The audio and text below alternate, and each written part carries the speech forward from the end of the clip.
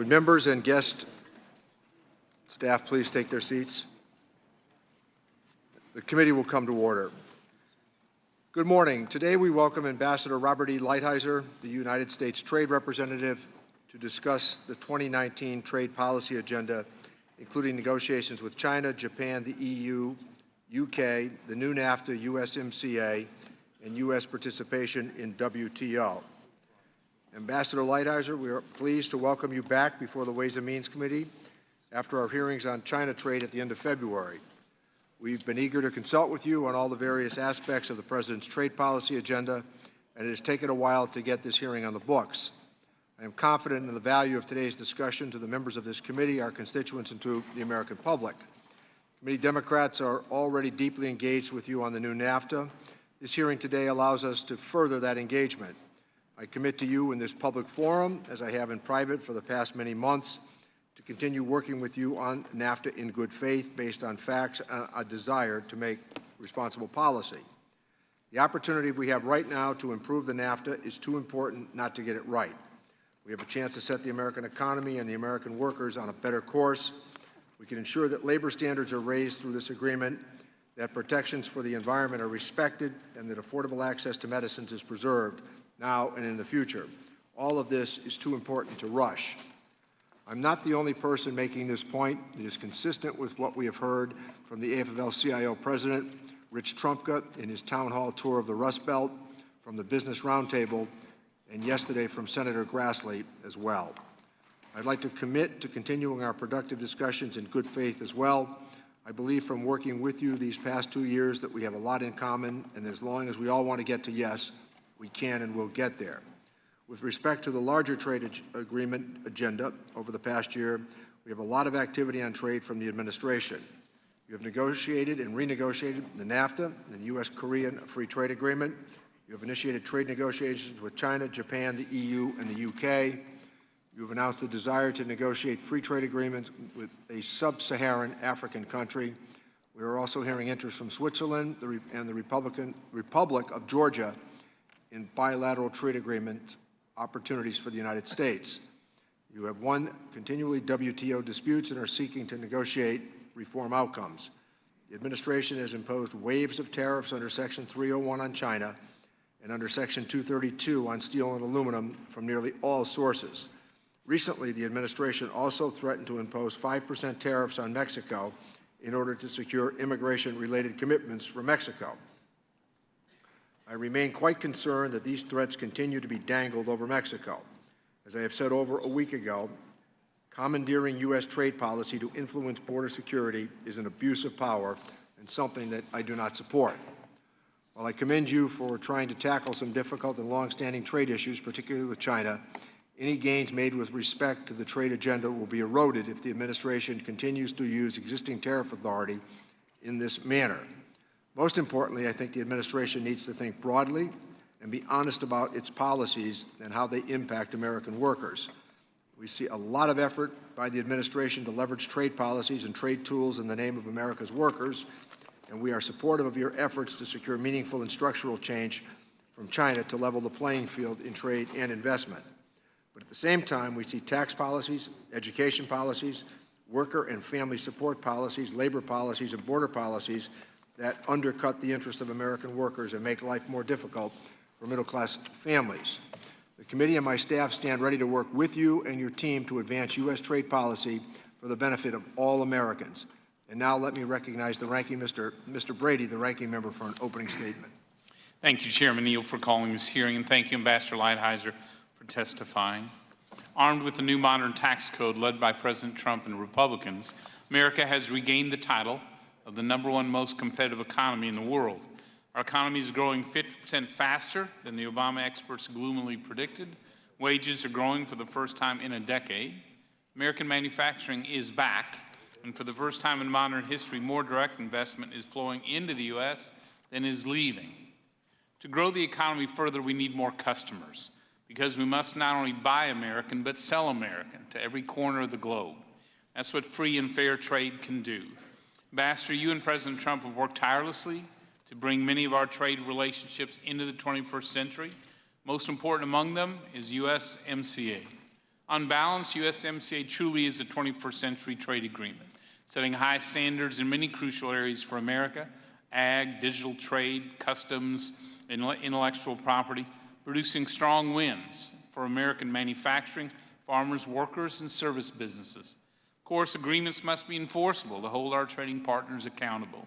Establishing strong, effective, and timely processes to settle disputes ensures that America receives the full benefits of USMCA. Congress must first approve this agreement as soon as possible to unlock these benefits. Every day USMCA is delayed, America suffers. By improving some of NAFTA's strengths and fixing its shortcomings, USMCA will grow America's economy, American jobs, and higher wages for our workers and farmers. The longer Congress delays implementing USMCA, our country will lose out on more jobs, more customers for Made in America goods, and a stronger economy. Chairman Neal, I look forward to working with you closely to achieve strong bipartisan support for the agreement as quickly as possible without delay. Strengthening our North American economy through this agreement will build momentum for other important trade negotiations. First among these is China. There is bipartisan agreement on Capitol Hill that China's predatory trade practices, from intellectual property theft to forced technology transfers and from massive subsidies to excess capacity, are unacceptable. President Trump is the first president to truly take China head on and insist on a fair trading relationship. Ambassador, you are attempting to tackle these key issues for the sake of our workers, our farmers, and local businesses. The president is right to insist on a new trading relationship with China that is fair, is measurable, and enforceable. If China doesn't live up to those types of commitments, we must have an automatic, direct, and consequential response. Tariffs are the tool that the president has chosen to bring China to the table for constructive discussions. I may not like tariffs. In fact, I believe they ought to be zero whenever possible, but I and everyone else knows China's been cheating for far too long. President Trump is right to challenge them and insist on real change. While the tariffs are in place, though, we need an effective product exclusion process that targets the tariffs on China and gives relief to American companies and farmers caught in the middle. Republicans are committed to working with you and continue to do so, Ambassador, to resolve these long-standing issues faced by our local businesses. We are at a rare moment of time where the U.S. and China can launch a new era of free and fair trade that benefits all. And with that, the lifting of tariffs, which will benefit consumers and help the U.S. economy soar. In addition to China, we must unlock as many markets as possible for American goods and services. These markets, as you pointed out, include Japan, the EU, the UK, as well as potential new partners. We expect comprehensive negotiations, including ag and services, as well as manufacturing, whether it's across the Pacific or across the Atlantic. We must also reform the World Trade Organization to address non-market economies in meaningful ways, fix the appellate body overreach, and move ambitious negotiations on e-commerce with those countries that are ready. To address the world's changing climate, America should lead the way to conclude a successful environmental goods agreement with zero tariffs on state-of-the-art technology to reduce carbon emissions around the planet.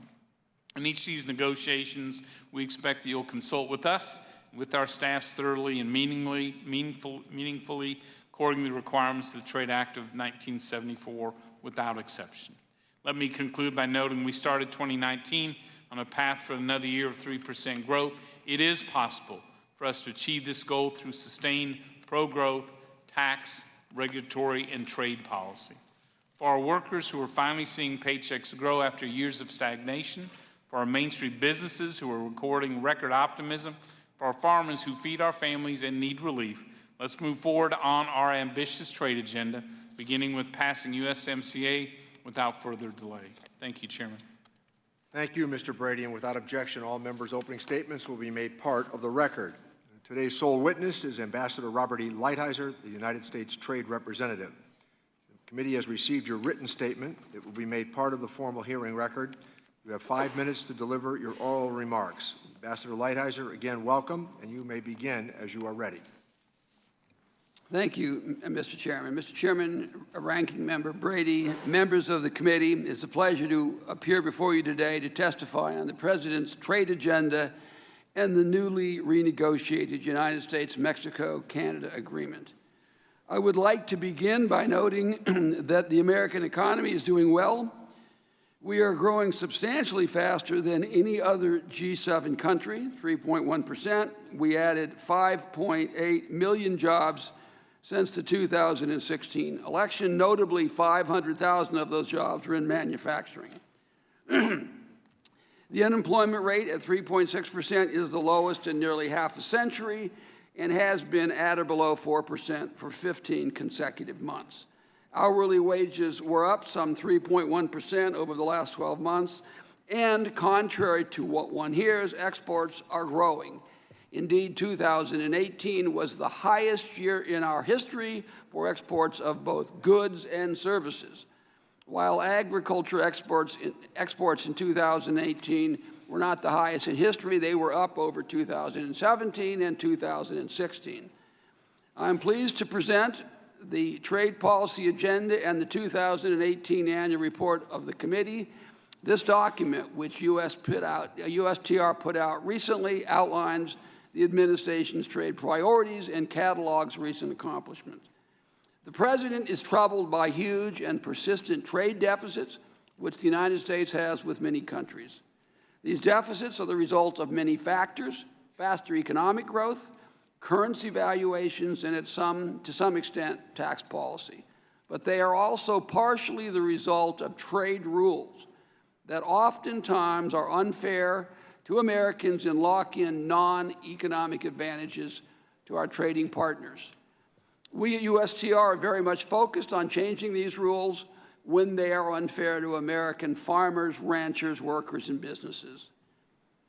This has included renegotiating KORUS, renegotiating NAFTA. We also have been reviewing GSP eligibility around the world, actively engaging in TIFA talks with many, many countries, reviewing the rules and function of the WTO also. USTR has been active in enforcing the existing obligations of our trading partners. We've brought many WTO cases. We have filed counter notifications to the WTO, and we have worked with members on proposals to improve compliance with existing rules. We are also engaged directly with trading partners under existing agreements. For example, we have successfully resolved concerns with Peru after requesting the first ever environmental consultation in the U.S.-Peru Trade Promotion Agreement. In addition, we have used Section 301 to investigate unfair trade practices in China. We believe our economic relationship with China has been unbalanced and grossly unfair to American workers, farmers, ranchers, and businesses for decades. After an exhaustive process, we put tariffs on certain Chinese products and are prepared to put more tariffs in place if certain issues are not resolved satisfactorily. Finally, I am pleased to testify here today on the newly renegotiated USMCA. We have worked very closely with members throughout this process, and many of the improvements in this agreement reflect Republican and Democratic members' ideas and thoughts. In short, I believe the USMCA is the strongest, most momentous trade agreement in U.S. history. It is the gold standard for rules on digital economy, financial services, intellectual property, and many other areas. It will help to stop the outsourcing of manufacturing and return many jobs to the United States. Its labor and environment provisions are the most far-reaching ever negotiated in a trade agreement. The agriculture chapter will lead to increased market access and eliminate unfair practices by our trading partners. This is truly a great agreement, and I look forward to working with members to make it even better and to write implementing legislation that will earn large bipartisan majorities. With that, Mr. Chairman, I will stop. Thank you again for your courtesy and that of the other members that have been shown to me over the last 2+ years, and I look forward to your questions. Thank you, Mr. Ambassador. We will now move to questioning under the 5-minute rule. Consistent with committee practice, those members present at the time of the gavel coming down will be recognized first in the order of seniority. Let me begin by recognizing myself. Mr. Ambassador, I was surprised when the President announced his intention to impose 5% tariffs on Mexico with a possible escalation to 25% over immigration issues. particularly when you sent the draft statement of administrative action for the new NAFTA on the same day as the President's announcement. Are you supportive of the President's threat to impose those tariffs on imports from Mexico? What's the legal and policy rationale for imposing such tariffs? And do you think that the President's threat undermines or makes more complicated our efforts to pass the new NAFTA? So that would be yes, yes, and no. So the original, do I support it? Absolutely, I support it. Do I think it makes more difficult to pass the USMCA? I hope not. I don't think so. There's no reason in my judgment why it should. What's the policy and legal rationale? The policy, the legal rationale is a law that was passed by the United States Congress called IEPA. And if you believe there is a crisis and you have to deal with it in some way, you do what you have to do. So I support the President entirely on that. So the question is that, again, just as the follow-up, so that we could use national security based upon the border issue with Mexico. So let me say in the first place, I'm not an expert on that act, but the answer in my judgment is yes. If you declare there being a national emergency, you can use that statute for that purpose. I would say that we ought not to lose sight of the fact that the issue was satisfactorily resolved. The Mexicans are happy, the United States is happy, the crisis seems to have been averted, and we're moving in the right direction. Let me seek, as I have in the past, the commitment that you're going to continue to work collaboratively with this committee and staff to address the concerns that House Democrats have raised about the new NAFTA. This phase in the consultation process must be driven by substance and certainly not arbitrary deadlines. For my part, I'm willing to work with you on a path forward, but we need assurances from you that you will give us the space and the time to work out these complex issues. It's important that we get this right once and for all. And would you care to comment? Well, I guess I would say, Mr. Chairman, first of all, I have worked with Republicans and Democrats from day one. 90% of your members I've had personal conversations with. This has been by no means been a partisan approach. So that would be the first thing I would say. Secondly, I would say I certainly agree that the Speaker has the option of deciding when bills come to the floor, and that's unquestionable in my judgment. The third thing I would say is the bill has been public, and we've been in negotiations for 9 months. So the suggestion that somehow that's rushing, I guess I would push back against that. I don't believe that waiting 9 months to get to the point where you can make improvements is rushing anything. I think we're in a position where the members know what they want. I know what the members want. It's a question of sitting down and deciding where the lines are and what can be done and what can't be done. That's what I've been trying to get to for some period of time. Thankfully, the Speaker is moving forward on that. I'm very grateful for that. I think, as I said in the Senate yesterday, in all respects, she has treated the process fairly and professionally and done exactly what a person would hope she would do. Not surprisingly, but she has done this, and I'm very eager to sit down and say, okay, members, tell me with some specificity, and then to be able to say, here, I'll do this, is that enough? We just have to get to that stage.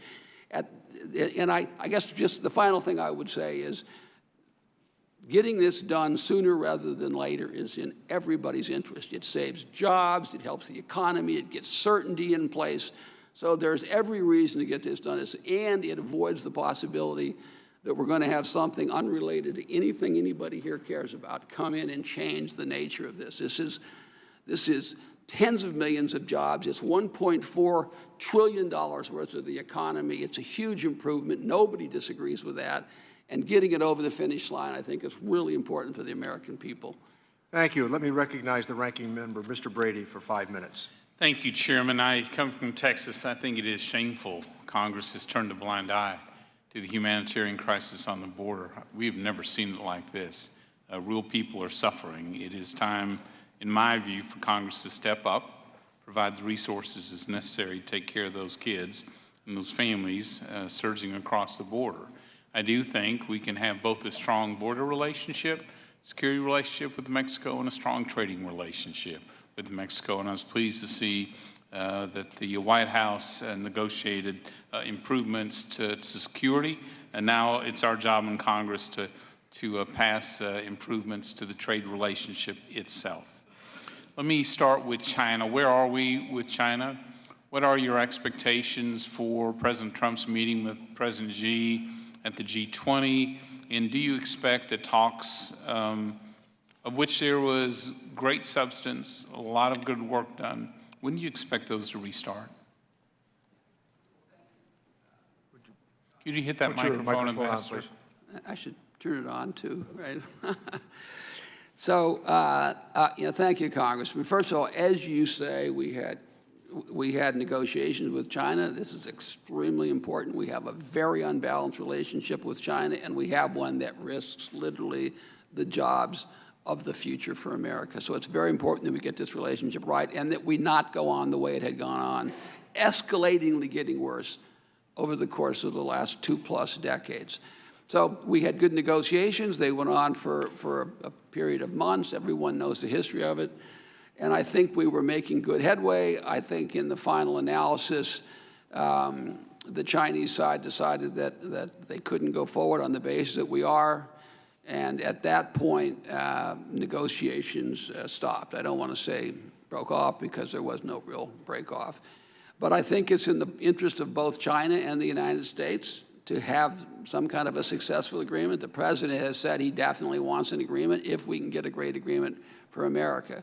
He, as you say, had a phone call yesterday, and then he sent out a tweet that we were going to get together. I have a conversation set up with my counterpart on the telephone in the next day and a half, and then I expect to meet with him, with Secretary Mnuchin in Osaka before the president meets, and then I expect the president to have the meeting.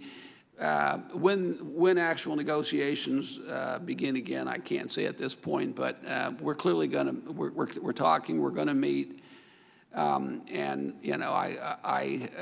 we have the same objective that you and the other members have, and that is that if we can resolve these issues in a way that improves this relationship, preserves the competitive advantage of the United States, we have an obligation to do that, and hopefully we'll get to that point. So if China comes back to the table, you are ready to engage? Absolutely, we are ready to engage. There was a lot of good work done, a lot of trust built up. They're very tough negotiators, very professional, and we're certainly willing to engage. So, Ambassador, on sort of shifting to the immediate issue of USMCA, obviously you negotiated one of the most far-reaching chapters on labor that, frankly, I've ever seen.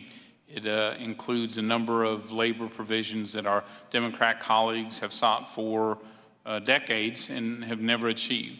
This agreement is transforming the labor environment in Mexico. It is truly transformational. What is the most important part about enforcement that this committee needs to know, what China is doing to make, we all want China to, Mexico to achieve what's been reached in this agreement and for all this to be enforceable? What's the most important issue here that shows that Mexico are taking these steps, transformational steps, and will enforce them? So I would say thank you, Congress. I would say, first, we have to acknowledge the fact that what Mexico did was historic. There's a kind of a sense in the U.S. that this is like a normal thing to do. What they did was really, really a bold, strong labor reform, something that hasn't happened in other than a couple of countries in the whole world. And it's very precise in that annex what they agreed to do. It is the view of labor, and certainly our view that they implemented those things in their statute. The question then for us will be to make sure that they actually follow through. I think there's every expectation that they will, but I think we want to plus up in discussions with members some procedures that'll make sure that in the years ahead we can continue to make sure that they follow the rules, because the current administration there won't be there forever either. But there is state-to-state dispute settlement.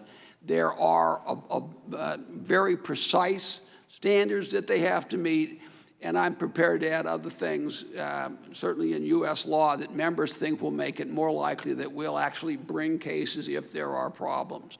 So having a mechanism in place, I think, is a good idea, and I'm just eager to sit down with members and make sure that they're satisfied with how we do that. Thank you. Thank you. Thank you, Mr. Ambassador. Let me recognize the gentleman from Texas to inquire, Mr. Doggett. Thank you, Mr. Chairman, and thank you, Ambassador, for the insight and leadership you bring to this wide range of trade issues. Certainly, the one that I'm most concerned with is our shared desire to see early approval of a new NAFTA. You are very familiar with the issues that I've raised with you over a year and a half. At the top of that list is ensuring that nothing in this agreement handcuffs or limits the Congress in any way from addressing the problem of prescription price gouging. I believe in what you've told me personally and in what you said yesterday in the Senate Finance Committee. You share the objective of ensuring that the agreement does not limit the power of Congress to address drug pricing. Is that correct? Turn on your microphone, please, Mr. I want to get it loud and clear. This is the first time I've ever testified before Congress, so I keep forgetting to put my microphone. Yes.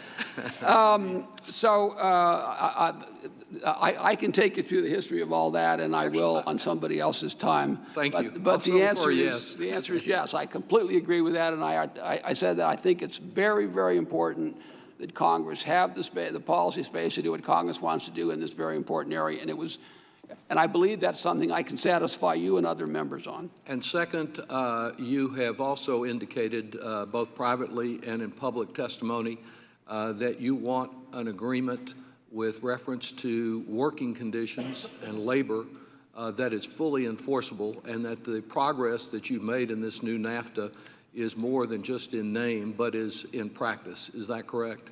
Yeah, that is also absolutely correct. I try to convince members that this is an important part of the President's legacy. It's also an important part of my personal legacy. We have no interest at all in doing something which we both think is extremely important, is transformative, not just for Mexico, that's their business, but I think it'll have a huge positive effect on the United States. And the last thing either of us want is to have this disappear in 6 years when we walk out the door. So we have every reason to have this be something that is enforced in perpetuity.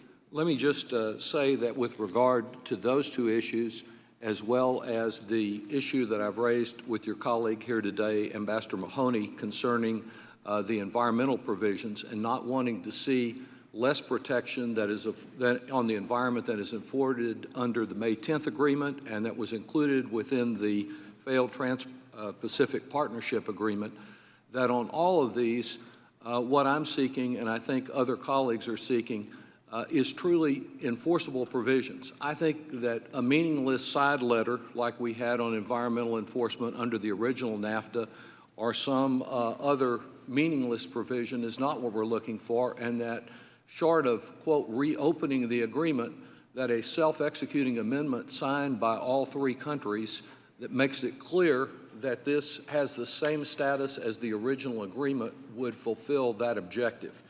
I would add, however, this echoes what the chairman has said to you about Mexico.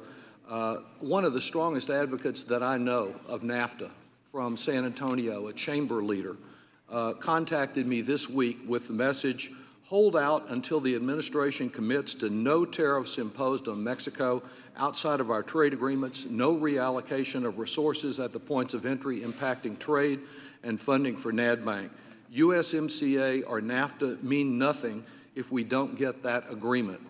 I know that what's been done by the administration with the possibility of a 25% tax on Texans and Americans generally because of unrelated issues is not necessarily a policy that you initiated, but it does undermine our attempt to reach agreement on this.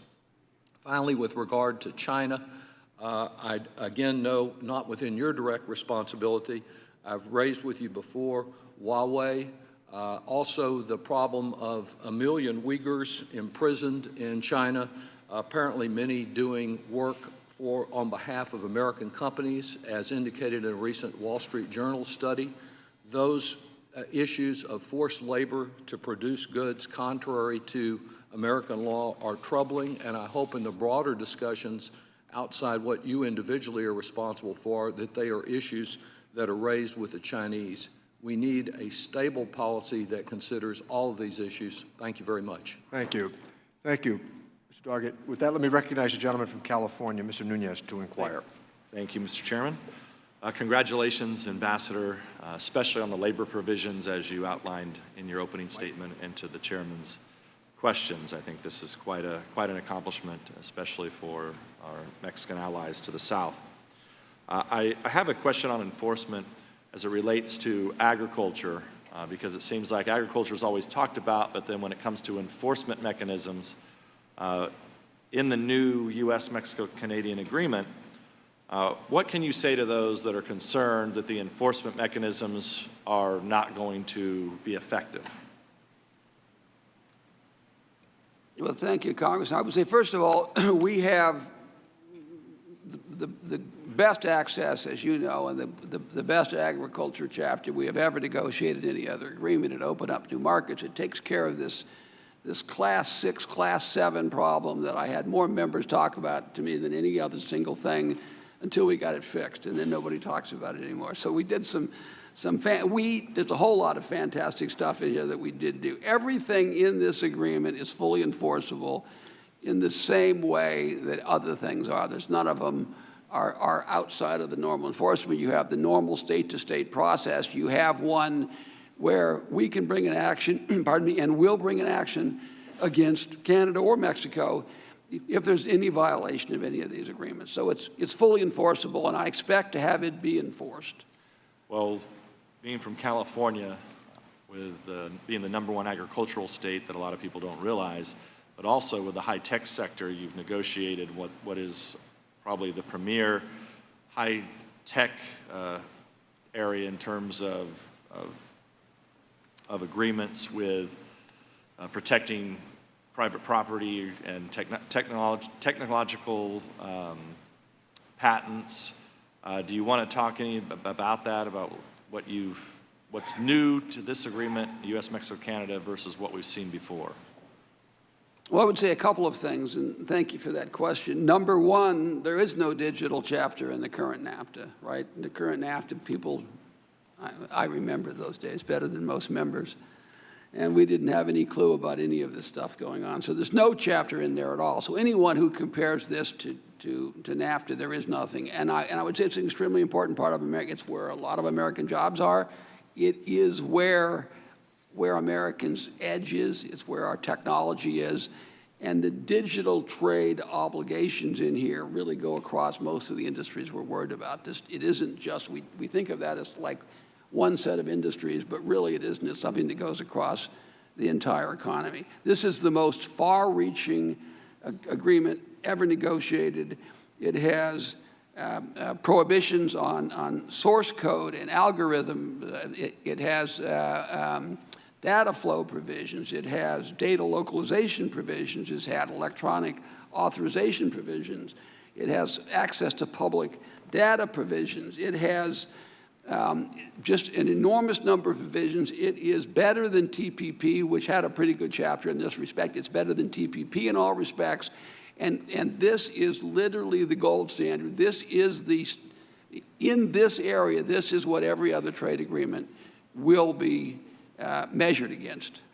Well, congratulations on that, Ambassador. And just to remind everyone, at the time that NAFTA was first implemented, the internet was basically brand new at the time. So there really is a need for this agreement to be updated, and we're excited, especially in California, where we have so much to gain from these agreements. I want to switch just a little bit to China. You may find that China may be the only thing that you get bipartisan agreement on here in the Congress. You haven't seen a lot of criticism.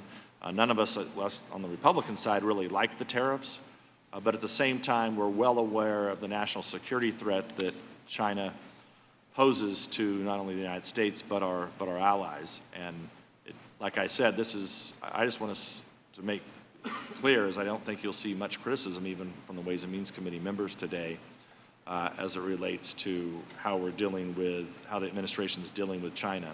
And I just want to make sure I reassure you today that I don't want to get a deal with China just to get a deal. What I'd rather see us do is look at other countries like the UK, if they go through with Brexit, like the Philippines, like Vietnam, and other Asian countries, Japan especially, that you've been working on.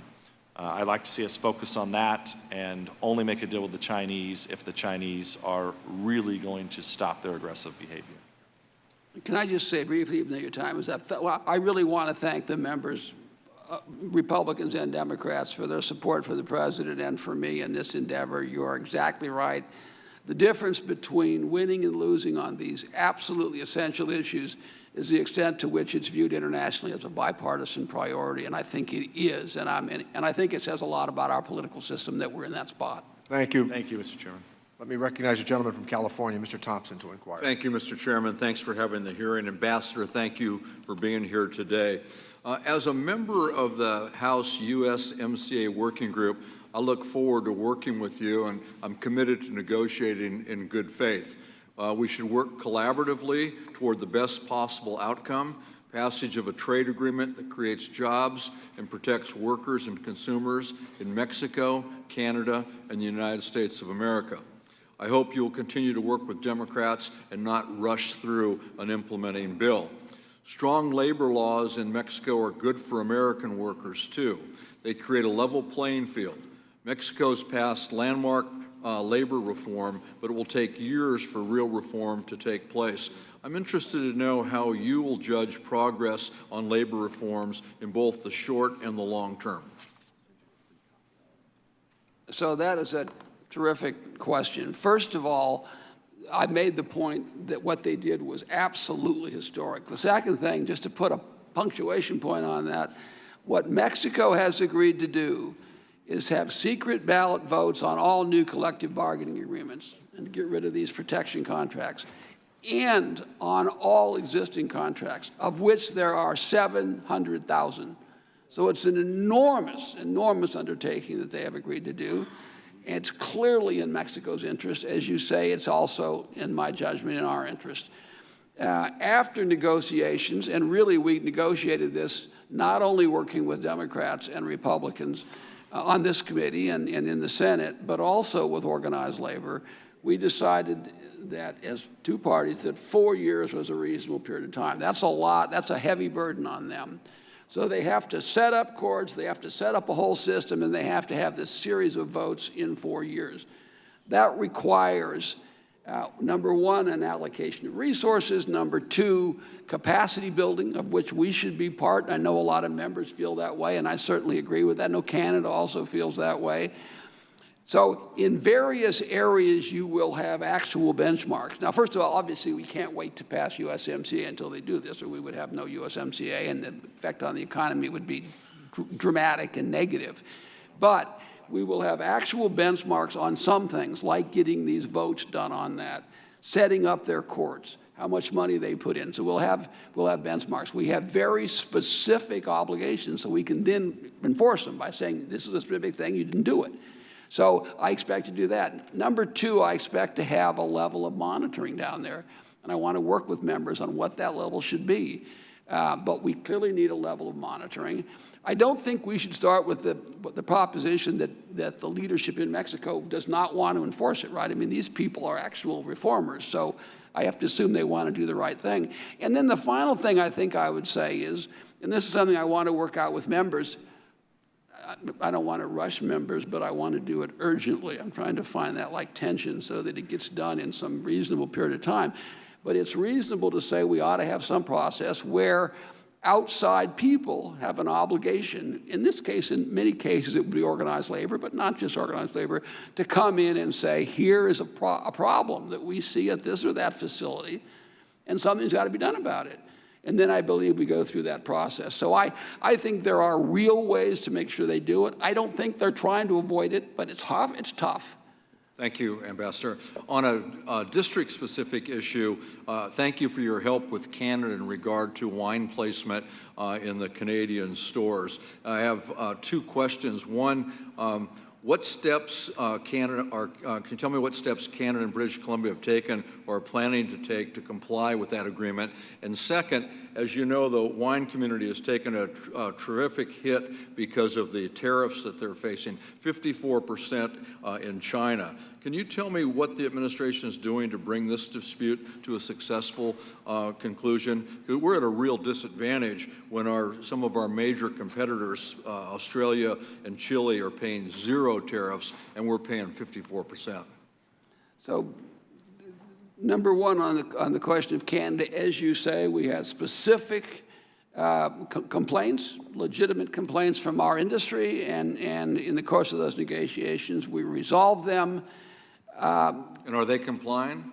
In the first place, they don't have to comply until we pass this law. So the minute we pass this law, if I have to, this is like a false promise, I'll fly up there to make sure that we can, that they're not discriminating against us. But don't quite hold me to that unless we pass it sooner rather than later. But it's hard for me. We'll go in September. Yeah. You know, there's nothing better than white Napa wine in July.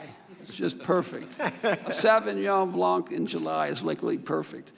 But in any event, I fully expect them to. If they don't, I promise you we'll bring a case against them in 15 minutes. And you know that in the course of the British Columbia thing, we brought a WTO action against them also.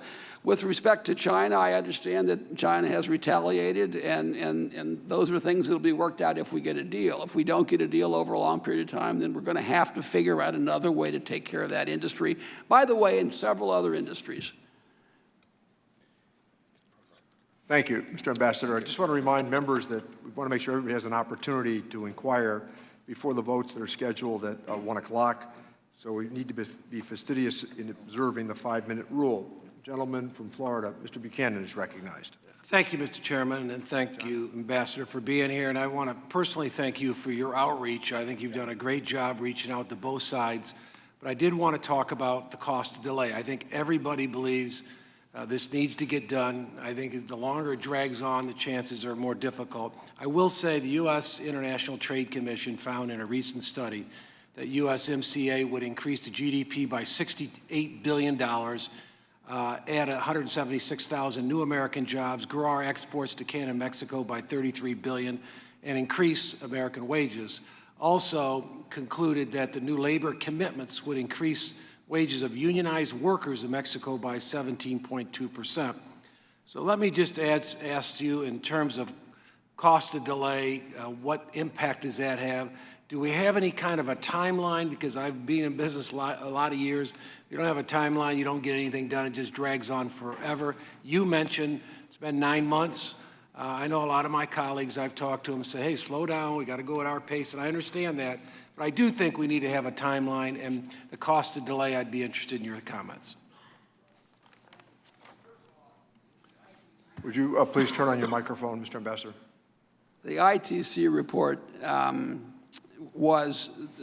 showed the strongest results of any trade agreement we've ever entered into. And the midpoint, as you say, was 0.35% of GDP, and that didn't even include some of the advantages which they thought were difficult to calculate. The high end of their approach, and they have language in the report which says they expect it may very well be close to the high end, is 550,000 jobs and more than 1% of GDP. So, I mean, this is a massive, massive effect on the economy, and it is literally in abeyance while we sit and talk. So it's having real effect on real jobs and real wages, and I think it's something that obviously it is my top priority, and I will do anything, anytime any member wants to meet on this. The other thing I would say, you cite your experience and the experience of many other members in the business area.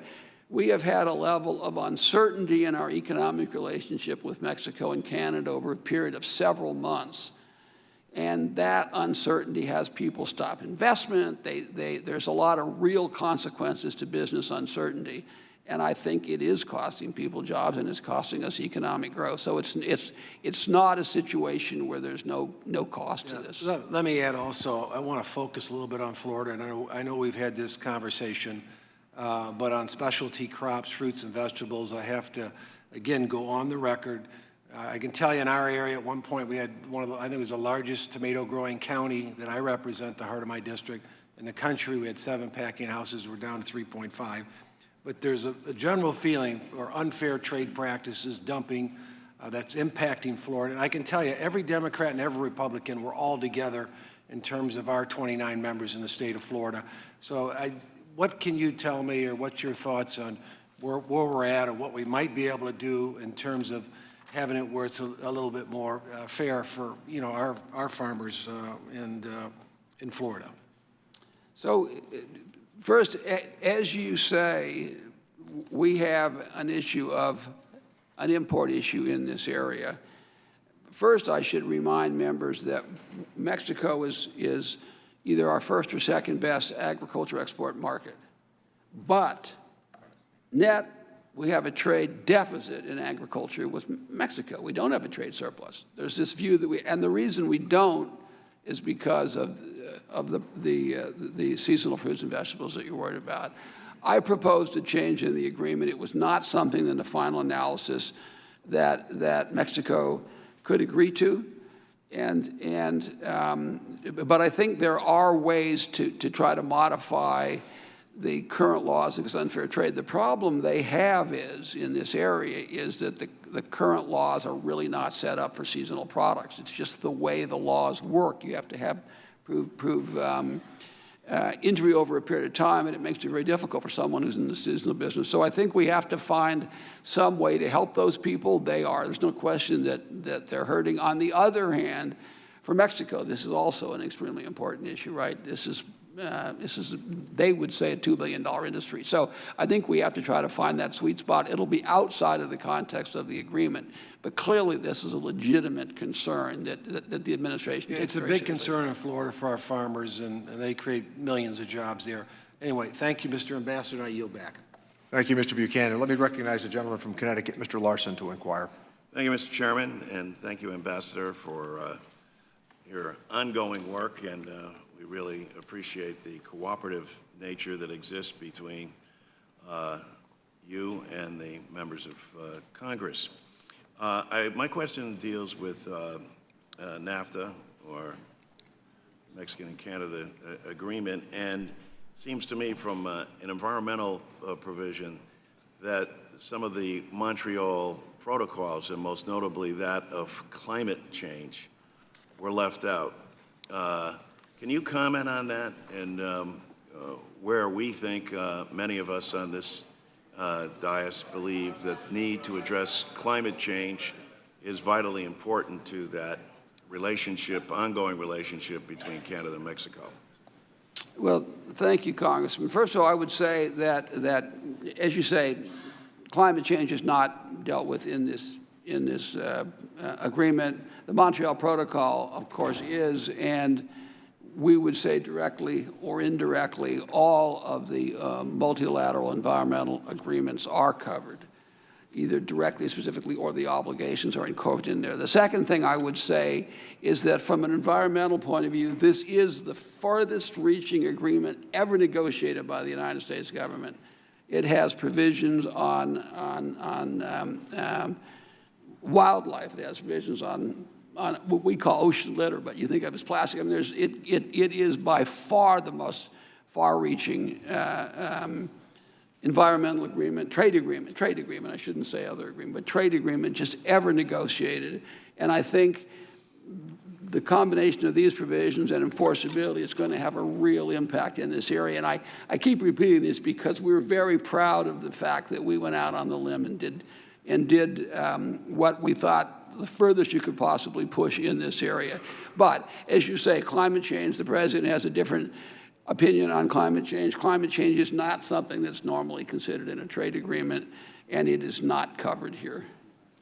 Well, we just heard from Representative Thompson, and having had the great opportunity to visit his district and see the devastation that occurred from the wildfires that swept through California, a number of areas in this country. It seems in this day and age to still be in denial about climate change is quite remarkable. I will commend the administration and yourself for making sure that the environmental measures not be a sidebar agreement, but are part of the process, and I think you articulated that pretty well. Are you saying that the President, that there's no further opportunity to bring NAFTA more in line with the Montreal protocols? Well, in the first place, the Montreal protocols are specifically mentioned in the agreement. So that's not a problem. I would point out that TPA, which is the authority under which we operate, says specifically we cannot take new obligations in the emissions area. So that is precluded by the operating authority that Congress has given to me. So we're not going to do something like the Paris Climate Accord or something. It's specifically prohibited under the agreement. Taking steps to make sure that members are sufficiently happy that we are going to actually enforce after I'm gone, because everyone's comfortable it'll happen while I'm here, but after I'm gone, all these environmental provisions is a legitimate concern and one that I specifically look forward to working with you specifically on, you and actually the colleagues on either side of you, to make sure that members are comfortable with that. That's a legitimate position, and I certainly endorse it. We look forward to working with you, especially on the enforcement side, which you note has had some gaps over the years. And thank you for your testimony. Thank you. I would say I've spent a good part of my career complaining about lack of enforcement of trade agreements, so I'm completely with you on that. Thank you. Let me recognize the gentleman from Nebraska, Mr. Smith, to inquire. Thank you, Mr. Chairman. Thank you, Ambassador. A very timely hearing. And Ambassador, thank you for your presence here today. These topics, as you know, and as you are articulating, are very important. And engagement on these trade issues is vital. Let me begin by thanking the President for bringing down the 232 steel and aluminum tariffs on Canada and Mexico on May the 17th. I certainly advocated for that course of action, and I'm grateful that the USTR is making that a reality. In lifting of the 232 tariffs and the decision to avoid new tariffs on Mexico have led to substantial progress in moving the USMCA agreement forward, both in Mexico and Canada. We cannot lose sight of how important our North American trade relationships are and how crucial their continuation is to the well-being and economic survival of farmers, ranchers, and rural communities, and let's not forget consumers as well. No comprehensive trade agreement is ever going to be perfect in the eyes of everyone. However, USMCA is a needed modernization of NAFTA, as you have stated. I strongly encourage the ratification in a timely fashion because we know the costs of delay are very significant. Markets lost are not easily regained. Farmers and ranchers need markets. The President recognizes the current sacrifices made by our nation's ag producers. I cannot emphasize enough to you just how real the pain is in parts of our economy, and I know you realize that. We all understand China is a bad economic actor on many fronts. I'm pleased the President plans to meet with Chinese President Xi next week. Engaging with China is certainly a step in the right direction. Thank you for also engaging with Japan on how best to reach a successful trade agreement. And even while those talks continue, Nebraska's livestock producers face declining market share due to competition from nations which have preferential trading terms already with the Japanese. We need to level that playing field. Mr. Ambassador, the current struggles of our ag producers are very real. We must work toward timely, principled, productive solutions and work toward sustainable and robust markets. Thank you again for addressing the committee. I was wondering if you could reflect a bit on the current progress of talks with Japan. Well, thank you, Congressman. As you say, first of all, I make the point that I make here, with all the issues in agriculture, and there are substantial ones, most of which predated this administration, but that we're trying to deal with. As you know, as farm income has just been a problem for a number of years, and then you dump on top of it, you know, 1 million tons of rain, and all of a sudden you go from a really bad situation to a crisis. The President is very concerned about this. It's something that I literally never have a meeting when he doesn't bring it up, and I meet with him a lot, so it's on his mind an awful lot. The Japan thing specifically that you mentioned, I would say this: Japan has been a pretty good market for the United States in a number of products. It should be much better. They still have a state-organized agricultural sector, and they also have fairly high tariffs, but we have a fair amount of access, particularly like in beef and some other areas. We're in a position now, some members may not know, I know you do, that because they entered into TPP and a separate agreement with Europe, we're going to be in a position where we're treated worse than our competitors. Our competitors will be all of our competitors in Europe, of which there are substantial, but also Mexico, Canada, and New Zealand. So it's a big, big problem, and it's one that we have to take care of in a very swift manner. So that the President has instructed me to get on this. I've had a number of meetings. I expect to have another meeting with my Japanese counterpart on the outskirts of the G20 next week. I had a meeting with him here in town last week. So this is, and our staffs have met more or less continuously. We understand the nature of this problem, and we have to resolve it, because if we don't, these farmers are going to lose that market because of nothing they did, just because Japan gave more access to somebody else, and they may never get those markets back. And the Japanese understand completely our position, and I'm hopeful that we'll have something resolved in the weeks and months ahead. But there's an enormous amount of urgency, and we completely agree with your assessment. Well, thank you. And certainly, as you look at 40+% tariff on some U.S. beef heading to Japan, to reduce that, obviously is good for our producers here, but it's great for Japanese consumers as well. If all countries would just keep consumers in mind, I think we would be in a better place, and I know that is what you are working toward, and I thank you for your time today. I yield back. Thank you, gentlemen. Let me recognize the Trade Subcommittee Chairman, Mr. Blumenauer. Thank you, Mr. Chairman. Welcome, Mr. Ambassador. People sitting back from a moment ought to reflect, I think, the tone and nature of this conversation, I think, is encouraging. You have been involved with more meetings with members of this committee and of Congress probably than you can count or care to. But I think there are a variety of areas that have been identified where we're going to be able to move forward. The Speaker and the Chairman are committed to being able to strengthen the agreement so that with NAFTA 2.0 so that we can move with dispatch.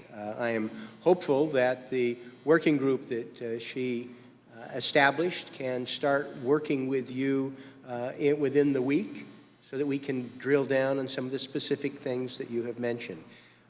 Our committee has been clear about the 4 priorities that we feel need to be strengthened. We've talked about them. I think it's time to get down to cases. I have welcomed this overall view of the trade agenda because we can't just deal with NAFTA 2.0, and we've referenced what's going on with China, European Union, the enforcement of ongoing agreements, and concerns about the WTO. I'm hopeful that we can concentrate on strengthening some of the existing relationships of people who are our partners, who in consultation, I think, with a number of us on the committee, who are a little confused. The Canadians really don't think they are a national security threat to the United States. And there have been some, I think, some opportunities that have been lost to have people who share our values and our concerns, who are our friends, to be enlisted to help us, for example, with concerns that we have with China. Your reference about far-reaching provisions, I find encouraging. I agree. I think some of the environmental elements in the NAFTA 2.0, building on some progress in the TPP and trying to strengthen them, offer some help going forward. But as you mentioned, just dealing with what's going on with Mexico, and I truly believe they want to enact these reforms themselves. But they have challenge. You mentioned 700,000 agreements that have to be renegotiated, plus new ones going forward. And it's going to be an extraordinary challenge for them to do so. I am hopeful that one of the things we can drill down and make some progress is being able to help Mexico with that implementation, and that something that is not just based on who happens to be the trade ambassador at the moment, to give the sort of confidence that American workers, unions, and I think this committee want. I have appreciated your commitment to enforcement. You mentioned the environmental consultation with Peru, something that, as you know, has been something that is a deep concern of mine. And your predecessor caused me no small measure of consternation that we seemingly did not move to stop the illegal logging in Peru, which was explicitly prohibited with the mechanisms that we negotiated in the Peru Free Trade Agreement. With an eye towards what's going to happen with enforcement of environmental provisions in the future, can you comment for a moment about what the significance of the environmental consultation is and what that is going to portend in the foreseeable future? Well, first of all, thank you for your comments. And for your leadership and those of your colleagues in this issue. The Peru situation is a good study in why we have to negotiate our agreements.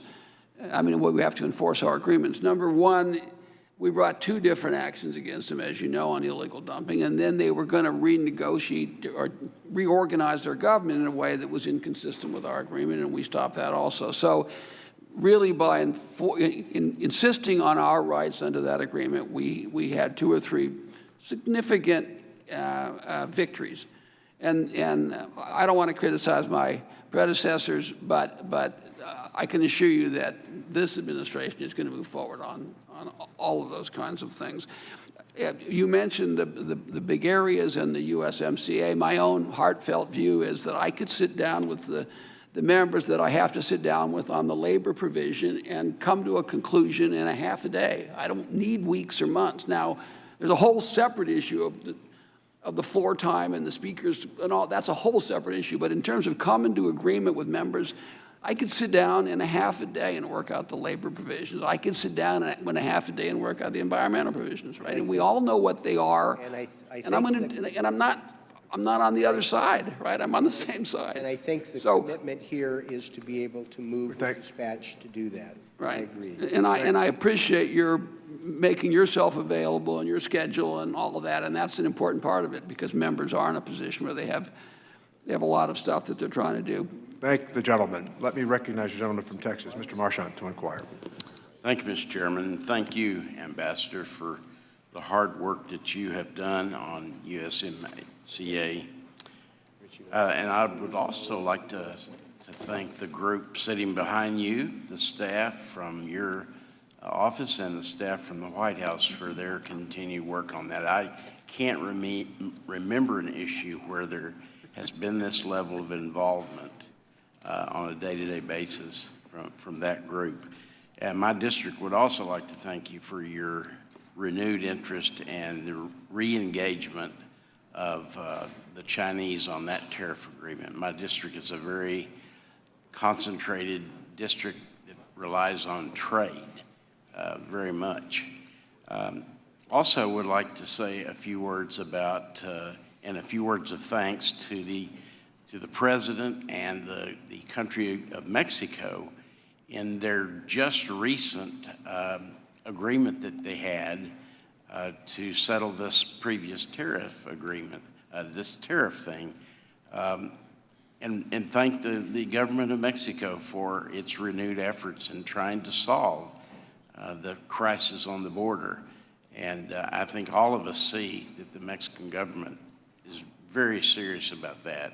And I think it shows that they're very, very serious about this trade agreement as well. As I travel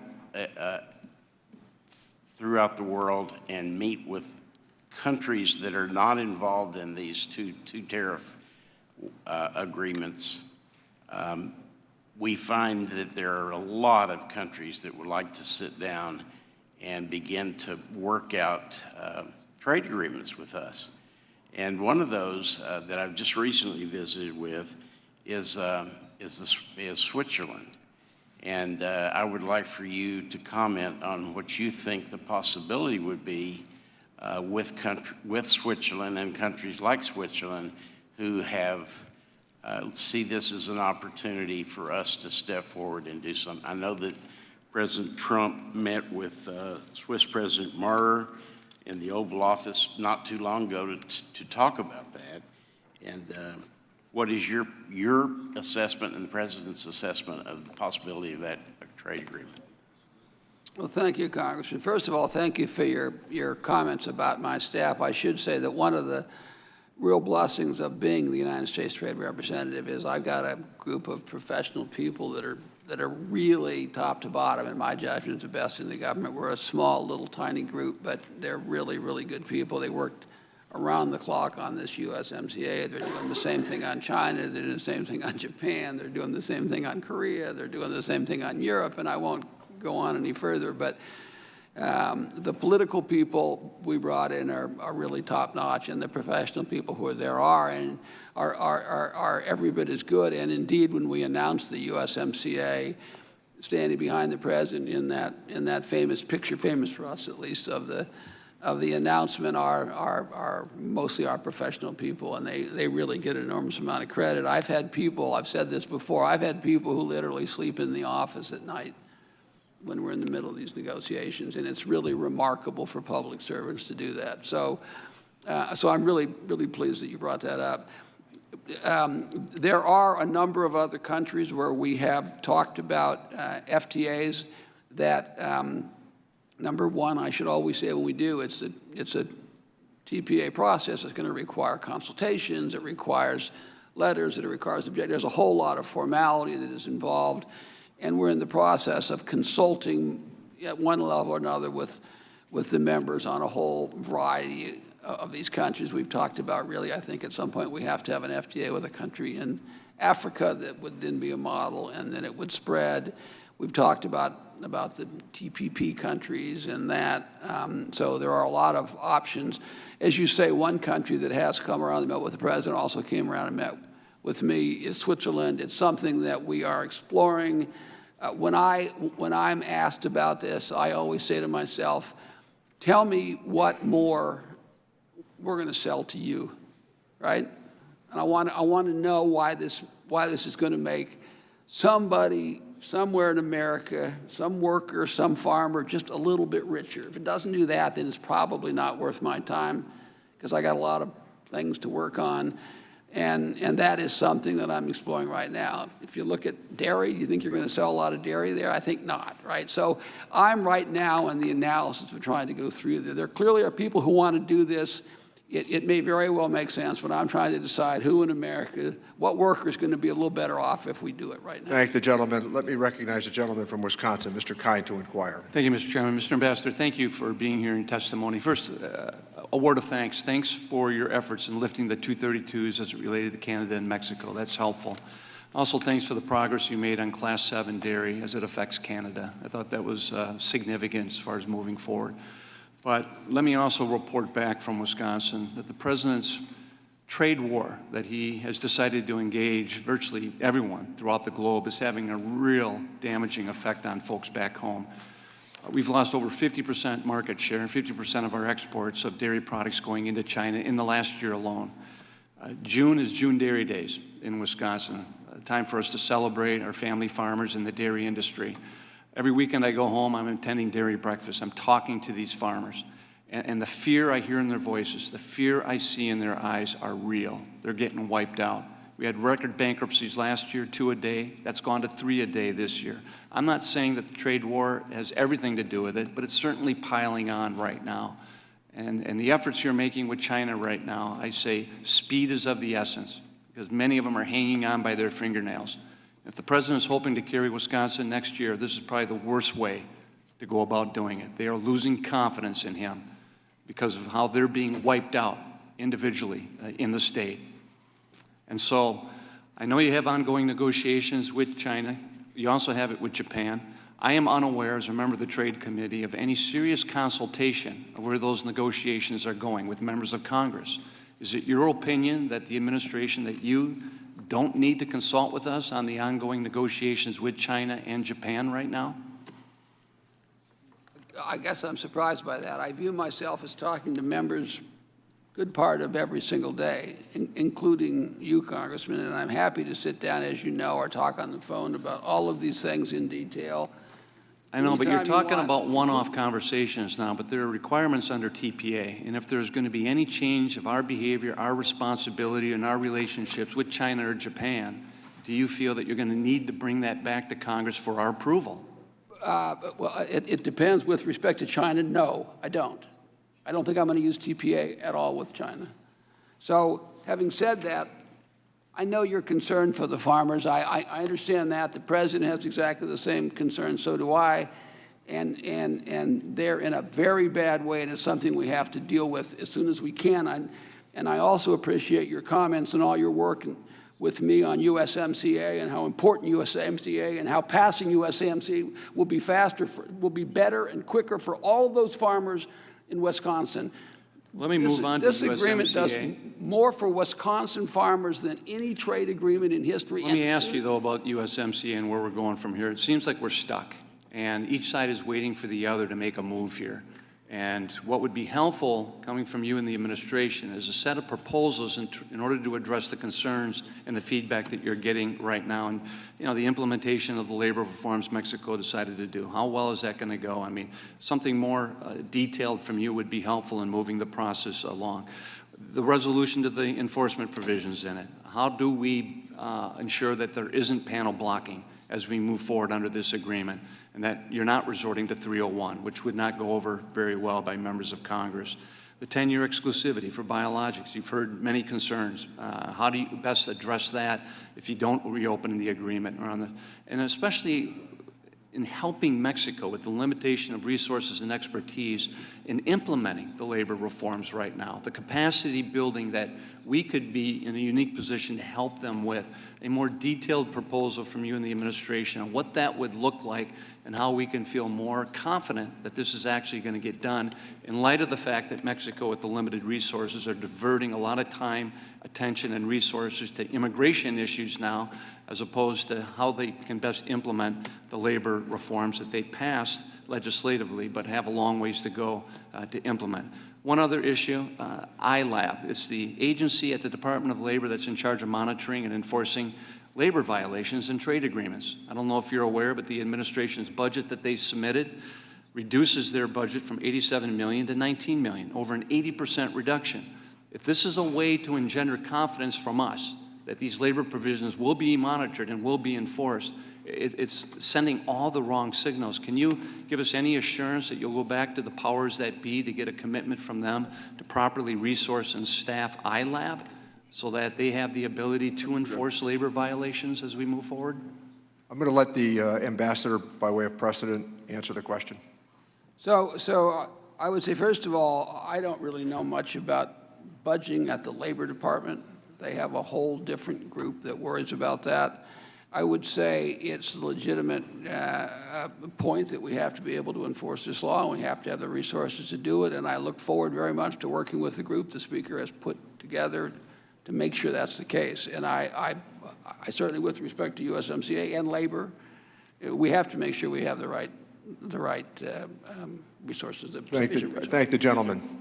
Let me recognize the gentleman. I really am quite sincere when I say thank you for all your work on the ag stuff during the course of this whole negotiation. Let me recognize the gentleman from Pennsylvania, Mr. Kelly, to inquire. Thank you, Mr. Chairman, for holding this meeting today. Ambassador, always good to see you. And Mr. Marshall said this, but I can't imagine the hours that you and your staff put in, and they're deeply appreciated, although you don't hear that enough. I think the entire committee feels that way. It's always good to see you. You know, what you talked about in your opening remarks, you talked about jobs and the creation of jobs and regaining of jobs and what this was really all about, because it is about America regaining market share. I think there's a saying out there that you can't forfeit the game and then cry because you lost. We've had 40 years of losing market share and sitting back and saying, geez, I wish these other countries would quit stealing our economy from us. So the efforts that you're putting forth right now are really good. You know, and with that in mind, I think we all have different concerns based on the districts that we represent. One of the concerns I've had, and we've talked about this, and you've been very good about this, is in the implementation of Canada's U.S. home shopping obligation that will allow more home shopping networks like QVC, who's a major PA employer, with vendors in the district I represent, to provide service in Canada without a lot of red tape and or delays. And I'm asking this question. because our experience with past FTAs has shown us that implementation and enforcements are not always perfect after trade deals are ratified by the parties. And in addition, Mr. Ambassador, as you know, I have really the privilege of representing so many different people. One of the hardwood lumber people, they're concerned about what's happening in their market. Another thing that people were and they're gonna get a real visual display of this is in a couple of weeks, is the fireworks people. And where I'm from, Zambelli's Fireworks, one of the oldest fireworks companies in the country, is based there, and also Pyrotechnico is there, and almost everything that they use to make these fireworks comes out of China, and so we're watching to see what we can do there. And I got to tell you, one of the good things about this job is you get a chance to go around your district and you get a chance to talk to other members about their concerns.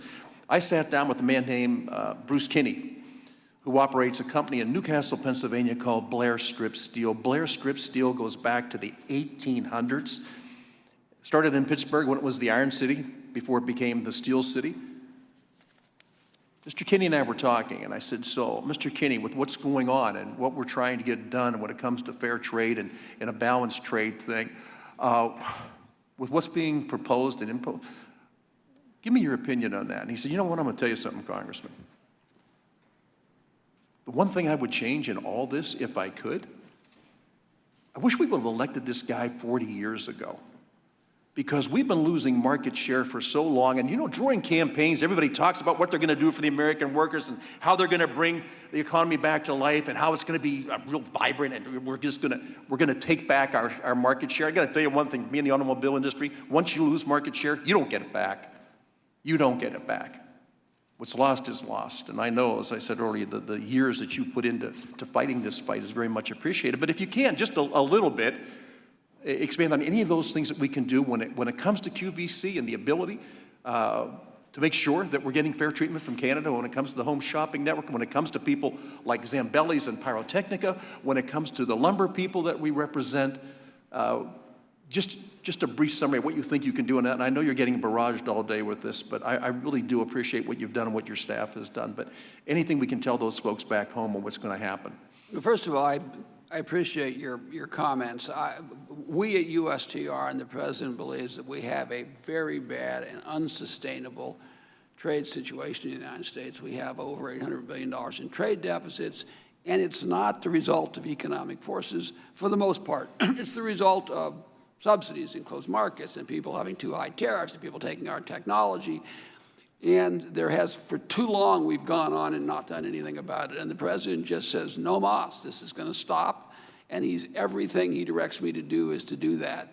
It's all not perfect, but everything is designed to do exactly that. We want the United States to compete in a way that efficiency and hard work and innovation dictate results, not taking your technology, forcing people to give this or that up in order to come and work their tariffs, which were cooked into them 60 or 70 years ago when little developing countries had now become trillion-dollar economies. There has to be a reset. The President wants to do a reset, and he's going to do a reset, and we're going to keep working on it. On the home shopping, as you know, you worked with us very closely in USMCA. There are provisions. We're going to enforce them. And I'm sure that your constituents will come and tell you if they're not being enforced, and you're going to call me, and I'm going to go and call my counterpart and say, you know, we're going to have to get this enforced. And I have every confidence that they will do it. The issues with China are complicated, right? It's going to take a while to work that out. There are people that have products like that, most of which, like fireworks, most of which do come from China. And I realize there are issues with that. We have an exclusion process to try to work this thing out, and I apologize. Thank the gentleman. Let me recognize the gentleman from New Jersey, Mr. Pasquarello, to inquire. Thank you, Mr. Chairman.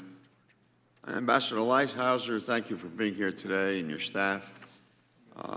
We've worked closely together, and I would say without apology that you're probably one of the best negotiators since I've been here, 20-some-odd years, to represent the United States of America. You're not the problem. Here's the problem. Trust is key. It's been mentioned once before to everything we do. And there's standing But as every president has looked at it, Article 1, Section 8. You have to respect the role of Congress in terms of commerce. Article 1, Section 8 is pretty darn clear. I know the White House is eager to finish a new NAFTA.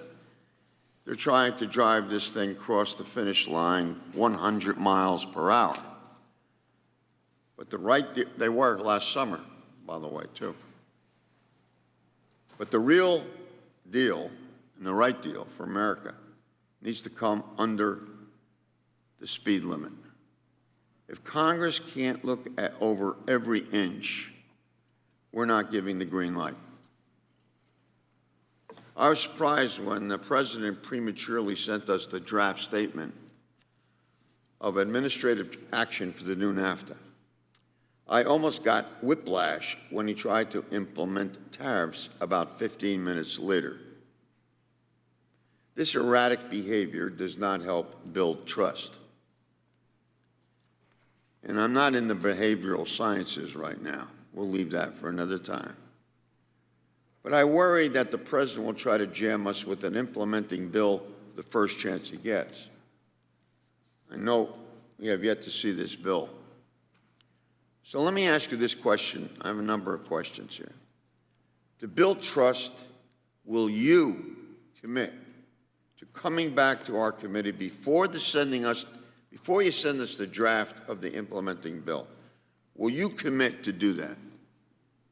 No. You will not commit to it. Enforcement of trade deals is essential to their effectiveness. Without enforcement, an agreement isn't worth the paper it's written on. I've heard you say that yourself. A broken dispute settlement process that lingers like a fog from the first NAFTA cannot continue. The Congress cannot and will not be fooled again by fake promises. If I had to list the promises from the first NAFTA, they'd go from one side of the room to the other side of the room. If the new NAFTA is approved, it will last beyond this administration. We need a dispute settlement process that can be sustained for generations.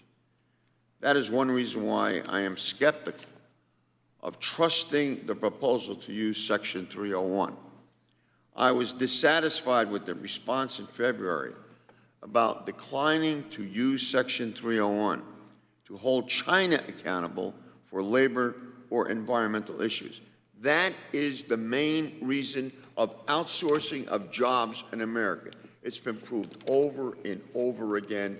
There is a litany of data which shows that if we don't approach that problem, if we don't reverse that problem, these jobs will continue to move. We're fighting ourselves, Mr. Ambassador. If you won't act there, what else will this administration turn a blind eye to?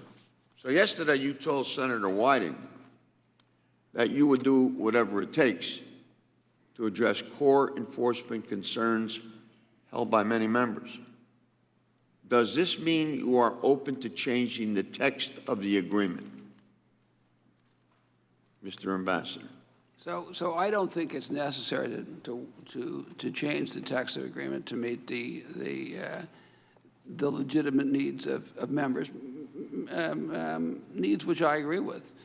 But as a general matter, I have a process. The Speaker has given me a process. I'm going to work with the members the Speaker has instructed me to work with, and I'm going to come up with a conclusion, and that conclusion will be what it is. And I'm going to satisfy those members, and I'm going to do what is necessary to satisfy those members on things that I think are legitimate, which, by the way, 99% I agree with them on walking into the room, as you know well. And I'm out of time, but I also appreciate working with you this year and last year on this process, Congressman. Thank the gentleman. Let me recognize the gentleman from North Carolina to inquire. Mr. Holding.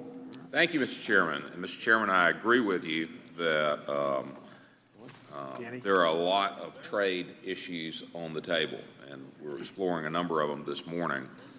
And I want to agree with my colleagues who've given the ambassador praise for his ability and for his aptly named Lighthizer Brigade, who's behind him there, for their abilities and hardworking on these issues. And I appreciate you've got a number of countries who want to engage with us. And I really like the standard that you're setting. It is only worth your time if they can present a scenario where it will create more wealth and more opportunity in the United States for us to engage with a free trade agreement. So a couple that are on the horizon that I really believe are worth your time. First and foremost is the United Kingdom. The President had an outstanding and successful visit to the United Kingdom a few weeks ago. I've talked to a number of my counterparts there, and they all were very pleased with how the meeting, the whole state visit went. And out of that state visit, the President sent a clear message that we are ready and willing to do a free trade agreement with the United Kingdom.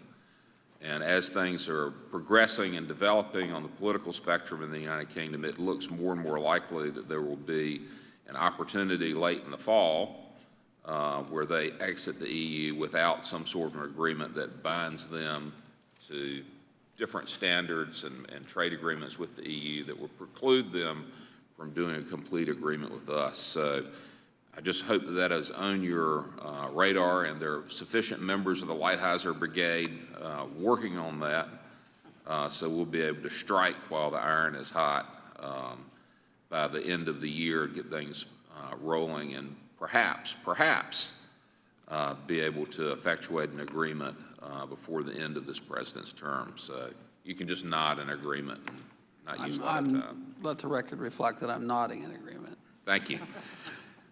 Secondly, I think we have great opportunities with India.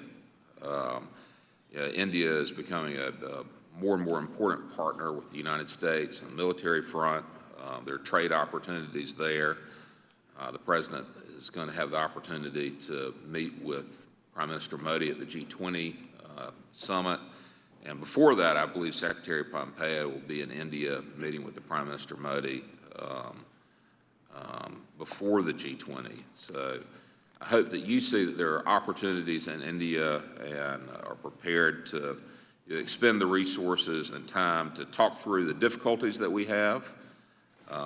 There are some trade controversies, but there are great trade opportunities there. So maybe you can expand a little bit further on what you see there as an opportunity. Well, thank you, Congressman. First of all, I would say we have spent a lot of time worrying about India. As you say, it's a massive economy, and it's going to only get bigger, and it's a great opportunity for a lot of American farmers and businesses. Having said that, we have a series of problems with them, things that we've raised with them over a period of months.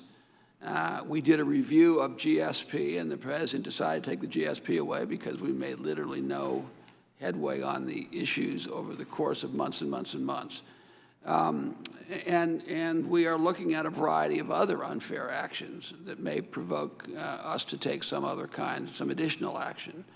Having said that, they have a new government now. Obviously, it's the same leader, but a new government. I have a new counterpart, and I will talk to him in the next few days, and my hope we can jumpstart and make some headway. But India has about the highest tariffs of any country you can imagine in the world. They have a very statist kind of an economy. It's very heavily regulated. They've created problems in the digital space, in the agriculture space, in regular manufacturing. I mean, in retail, just across the board. So if I just interject, with the election of a new prime minister there, I believe that he now has more of a mandate and a stronger hand to come and negotiate with us, a stronger hand with trying to address the problems that he knows that he has in his country. So I think the time, again, they're all coming upon you at one moment, and the Lighthizer Brigade is spread thin. But I believe that there's a commitment within the new government in India to try to address some of the problems that they understand that they have. Thank the gentleman. Let me recognize the gentleman from Illinois, Mr. Davis, to inquire. Thank you, Mr. Chairman, and thank you very much, Mr. Ambassador. I certainly agree with the complexity of these issues and the negotiations. But, I was thinking that overall, In real terms, the average annual Mexican wages are down 2%, and the minimum wage is down 14% from pre-NAFTA levels, according to data transmitted by the Mexican government to the OECD. According to analysis by the Bank of America Merrill Lynch, the manufacturing wage in Mexico has stagnated since 2003 and is now 40% lower than in China. Prior to NAFTA, Mexican automobile wages were 5 times lower than in the United States. Today, even as U.S. wages stagnated, Mexican auto wages are 9 times lower. You mentioned secret ballot votes on existing contracts, but what else do we see in the revised NAFTA that would reverse this trend? Do you have confidence that the text as is would raise wages in Mexico? And if not, what requires improvements to achieve these outcomes, since we know that raising Mexican wages clearly is essential to stopping the race to the bottom that has caused so much damage and so much movement of work opportunities, especially in manufacturing in the United States? Well, thank you very much for that question. I think in many ways it goes to one of the most important aspects of renegotiating this agreement and why the President puts so much time on it. That's the outsourcing, the effect on our losing American jobs. So what happened is exactly what you said. We entered into NAFTA in 1994, or we passed it in 1994. The expectation was that Mexican wages were going to come up, if you just read everything that was said, and that they were going to become a great customers for the United States, and none of that happened. We found ourselves 25 years later, their wages were essentially the same or slightly down from where they were. A couple of things took place in my judgment. One, there was a massive devaluation in their currency. And my guess is if anybody here knew that devaluation was going to happen, they would never have passed NAFTA, just never. It changed the whole nature of the agreement when there was a devaluation. The second thing is there developed in Mexico this system of protection contracts, where basically a business person shows up, says, I'm going to start a factory. He goes, he sits down with a union leader. We would not recognize these as union leaders the way we do, but technically a union leader. They work out a contract. There's no workers involved. They don't have anything to do about it. And 20 years later, they're working under that contract with workers have never said anything about it, really no input on it at all, and it was negotiated before there were even any workers. So the system is called protection contracts, and it's been very bad for Mexico. And the current, they're good for some Mexican businesses, right, and some American businesses, to be honest, but very bad for the workers and bad for our workers by extension. So what we have done in this agreement is there's a whole variety of provisions to address this. And by the way, this is not all stuff we dreamt up. The previous Mexican government put it in a constitutional amendment, and the current government is very vociferous about enforcing it. But you have labor courts now. I won't go into all the detail, but there used to be a system where you literally you couldn't even get an arbitration on how you were treated badly if you were a worker. They have real labor courts. They're going to have registration of all these contracts. There's a whole system of government that's set up, and it's one of the things the members are talking about. Lighthizer, you got to make sure this happens, and that's legitimate.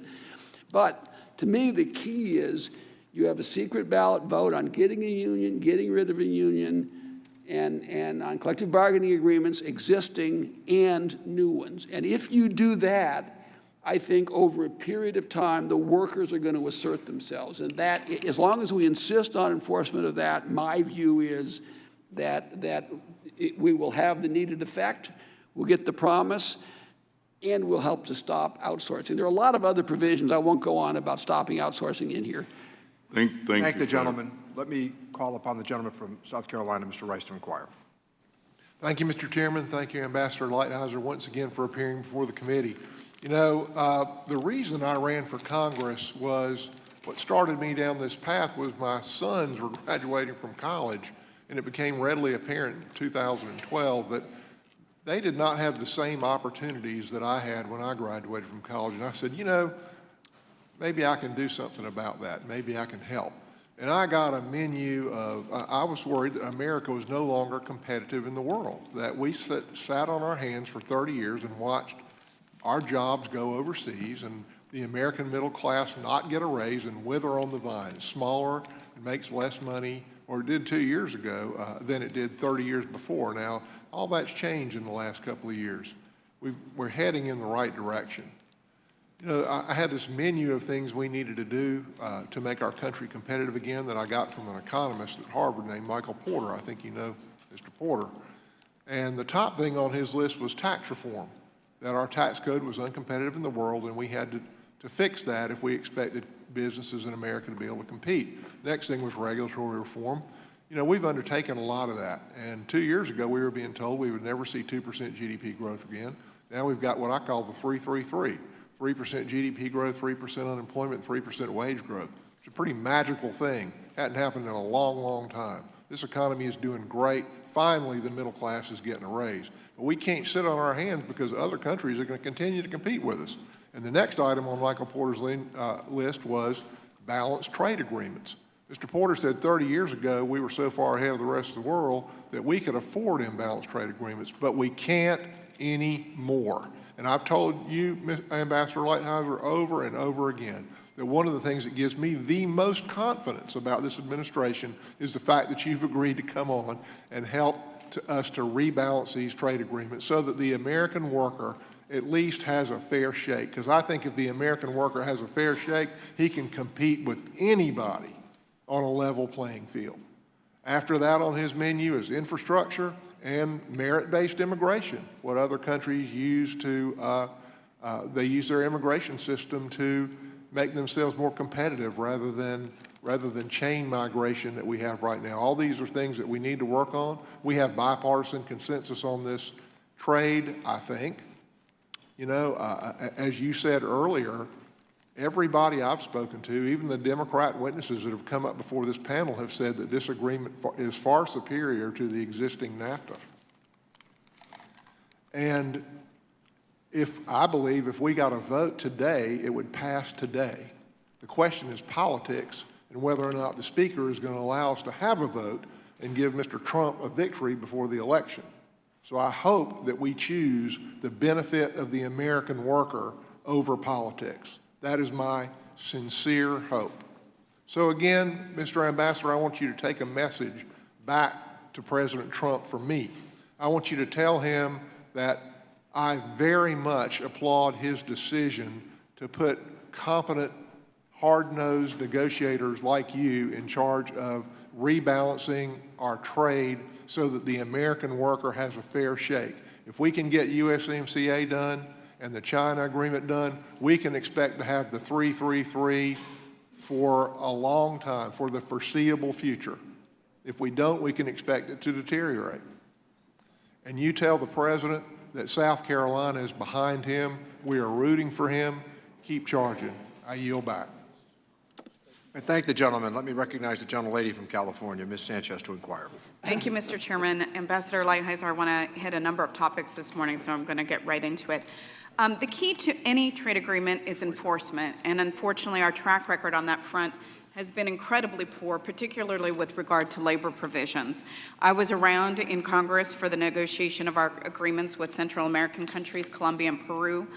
And in each case, the countries made strong promises about the labor reforms they were going to make, and they often even made significant changes to their laws, and they called them sweeping and the best ever and the strongest ever. I can't tell you how glowing the terms were about how great their labor laws were going to be, and they even passed some of these really great labor laws.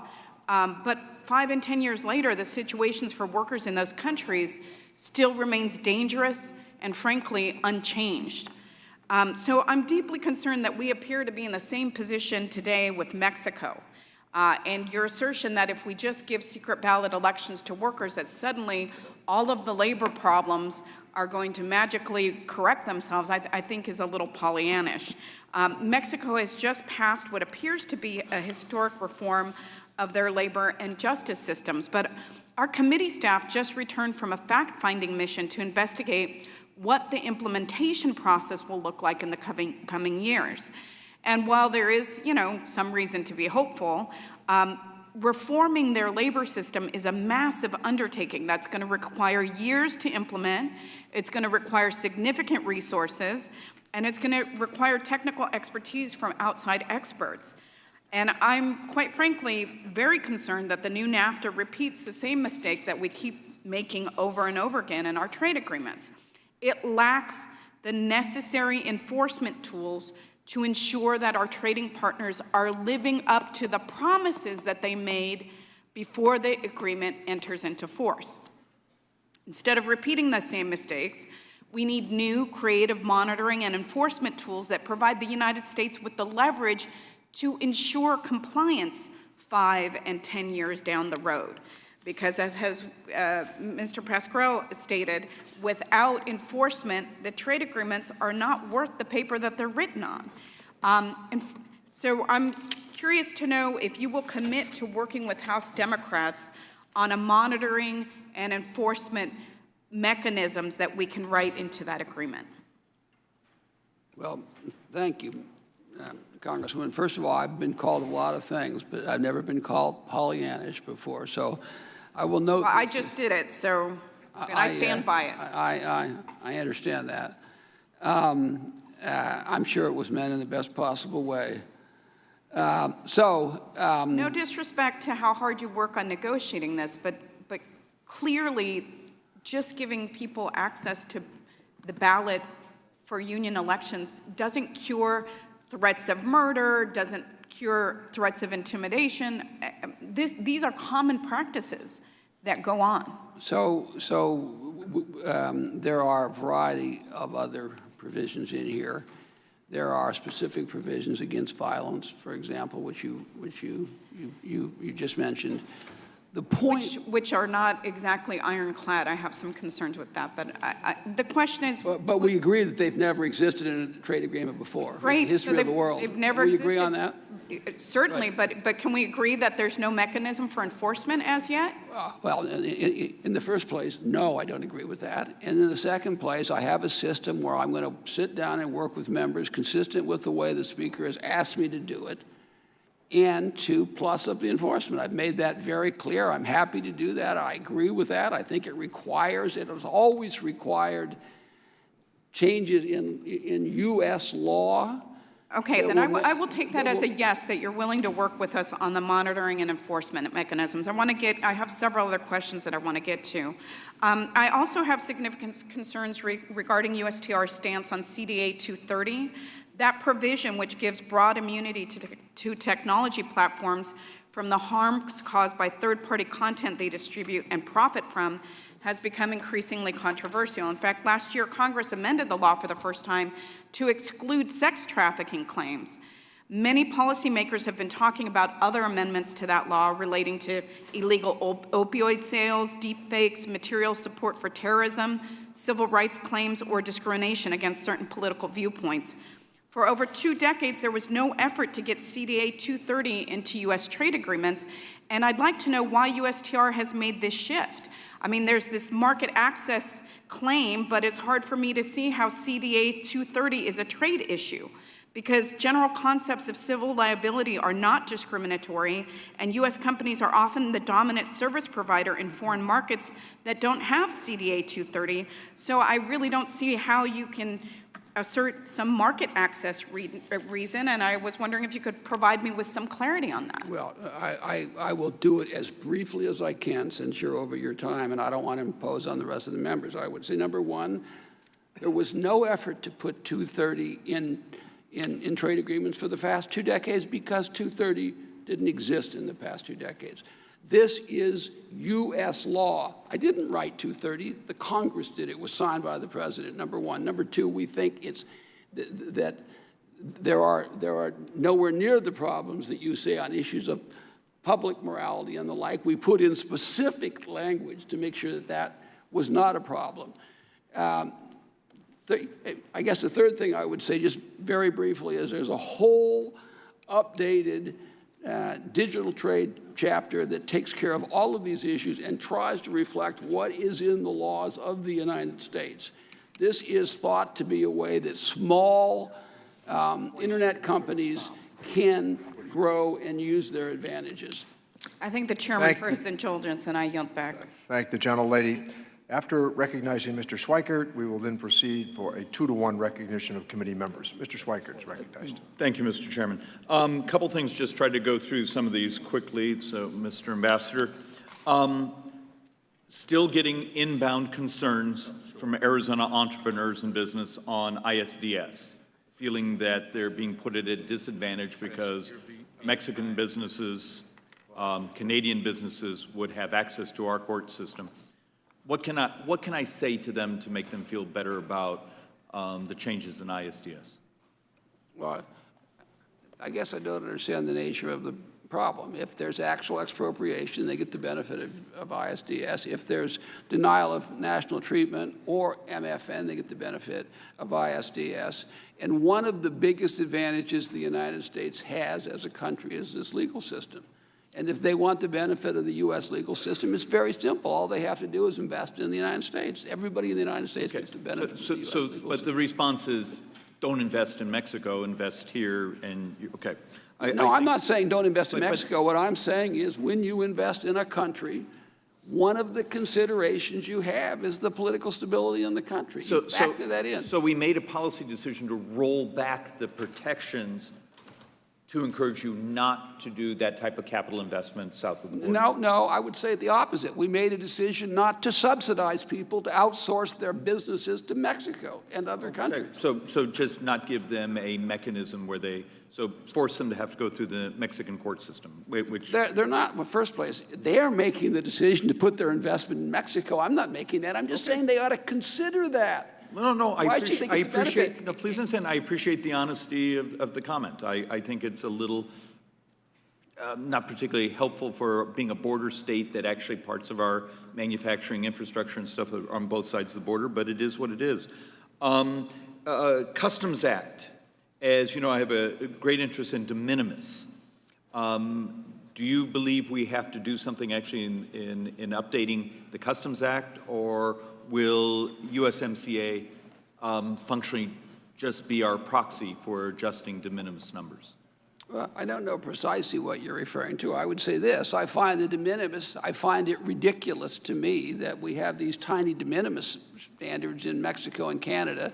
We negotiated up till the very end, as you know, and finally got them to double what they had. It's still ridiculous to me that we let them bring in things at $800 and we get to bring in things for $50 or $60 into their country. It just strikes me as a crazy imbalance, and I think it adds to the trade deficit. So it's troublesome to me. I believe actually Republicans and Democrats on that one were absolutely in support with you.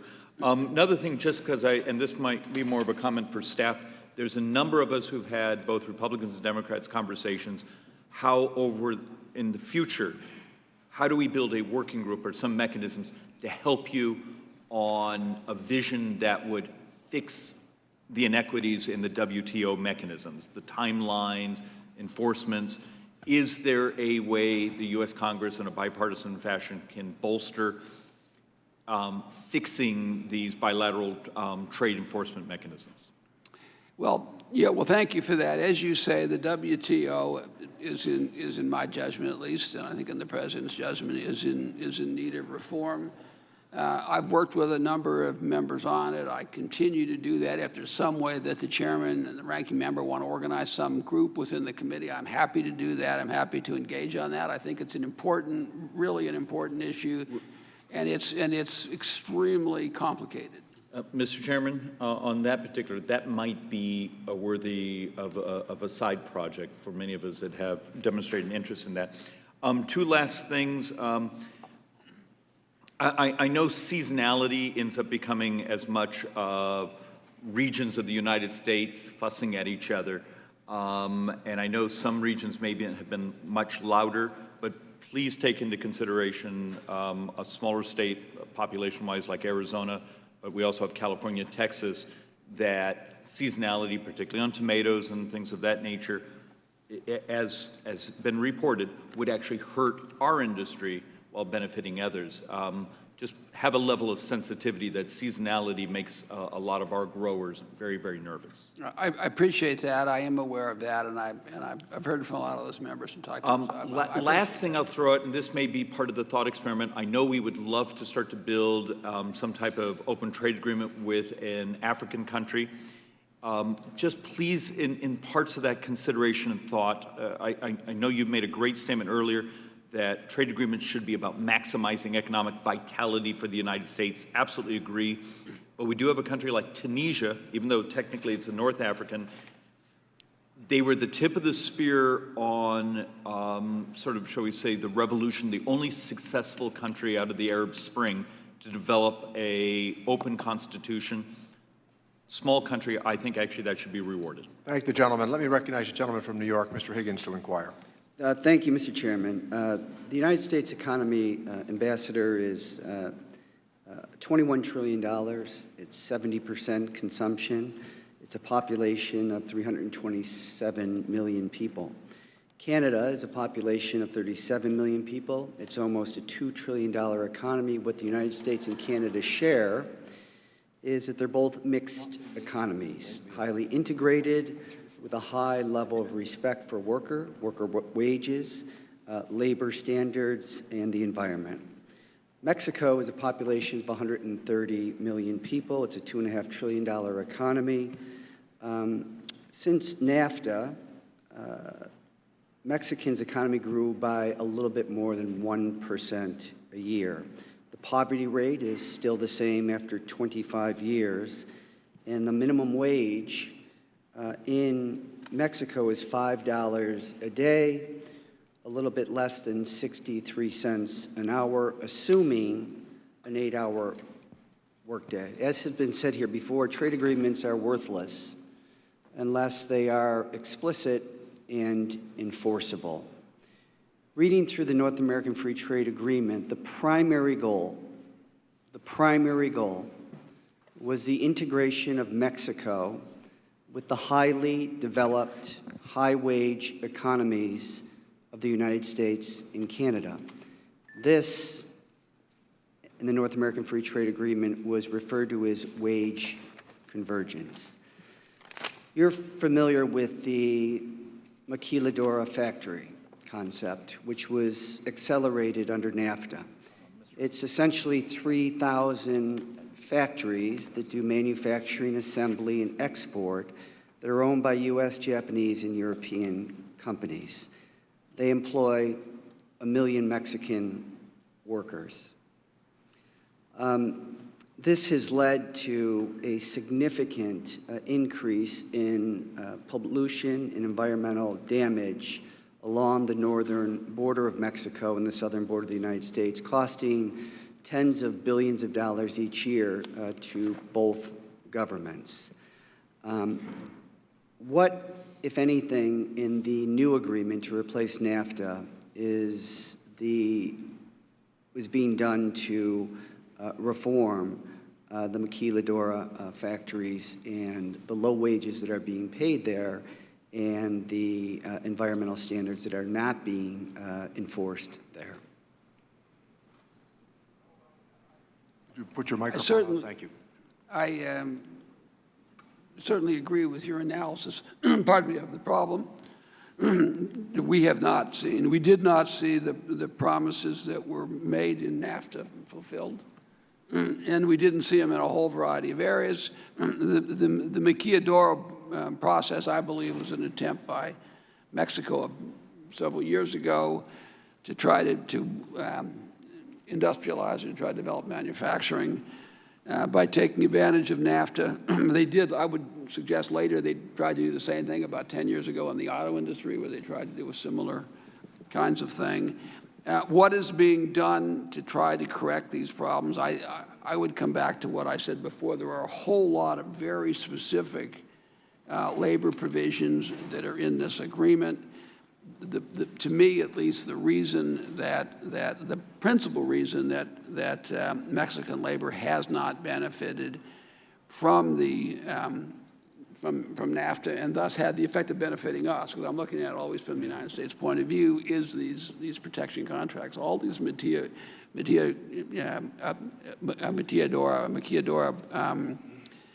contracts, or companies have basic contracts that were entered into by these, like we would suggest, not, I don't want to call them fake unions, but at least not real progressive unions like we're used to. This law basically changes that system. And when we talked about the 700,000 contracts that had to be voted on, many of them are going to be in those factories. And for the first time in their history, these workers are actually going to have to know what their benefits are, what their working conditions are, and vote on a contract. So I'm hopeful, and so are reformers in Mexico, that this is going to have a real positive impact. Just a final thought quickly. Additionally, there's language in NAFTA that's called trade adjustment assistance. And most people believe that that was inadequately funded.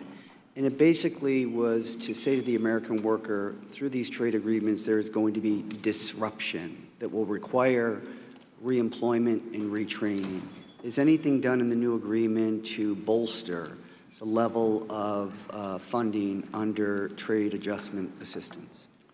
Let me see, just as a general matter, that's something that I'm willing to talk about. I don't have complete control of that area. Trade adjustment assistance, I once had one labor union leader tell me years and years ago about trade adjustment assistance. He said, we don't want a spot at the front of the welfare line. What we want is jobs.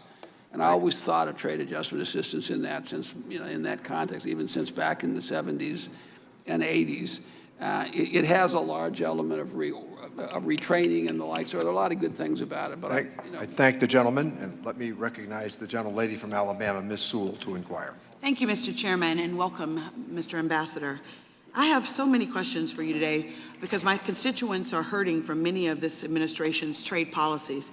The economic pillars of Alabama's 7th Congressional District are agriculture, forestry, and manufacturing. But workers in all these sectors are struggling. My farmers are suffering from the trade war with China, and the auto workers in my district are terrified of the potential tariffs on automobiles and auto parts. By the way, the Section 232 auto report is still being kept a secret from Congress and the American public. I think that we should all know what's in that report. I think that the auto workers in my district deserve to know why the Trump administration is labeling their jobs as a national security threat. Hopefully, I can follow up with you after this hearing to discuss these issues, because I know today I want to focus on enforcement. I am a true believer in trade. I believe that trade can both be fair and reasonable to workers as well as management, but we have to be able to enforce the trade policies. Last year, Alabama exported $21.3 billion in goods, accounting for 10% of my state's GDP. 31% of those exports went to Mexico and Canada. Increased market access was a big economic boost to my district. However, the enforcement provisions in the old NAFTA were totally inadequate. Fortunately, there is a broad bipartisan consensus around strengthening enforcement in the new agreement to ensure that American workers, farmers, and manufacturers are treated fairly. Not only do we need a level playing field for our workers, but the American people deserve to know that disputes with our allies can be adjudicated through a structured process that is both equitable and transparent. The old NAFTA agreement failed to meet this standard. To your credit, some improvements have been made to the enforcement language in the new agreement. However, serious issues remain with the state-to-state dispute mechanism, including the panel formation loophole. But what is even more concerning to me is that your proposed solution in this flaw in the new agreement. I will tell you right now that the unilateral Section 301 tariffs are not a substitute for a strong enforcement mechanism. Just look at the Section 301 tariffs currently being used against China. They have yet to produce any tangible results and have trapped American workers, manufacturers, farmers, and consumers in a trade war with no end in sight. Mr. Ambassador, I know that you want a deal that will outlast this administration and be a landmark trade agreement for years to come. What if the next administration is more reluctant to use unilateral 301 tariffs to address disputes? Should we really be leaving enforcement up to the discretion of future administrations when we have the opportunity right now to strengthen enforcement in the base agreement? Would you agree with that? Well, let me say, first of all, thank you for your comments. In terms of the manufacturing in Alabama, I would just note that there's going to be new investments, major investments announced by Mercedes, Honda, Hyundai, Toyota, and Mazda, all in Alabama.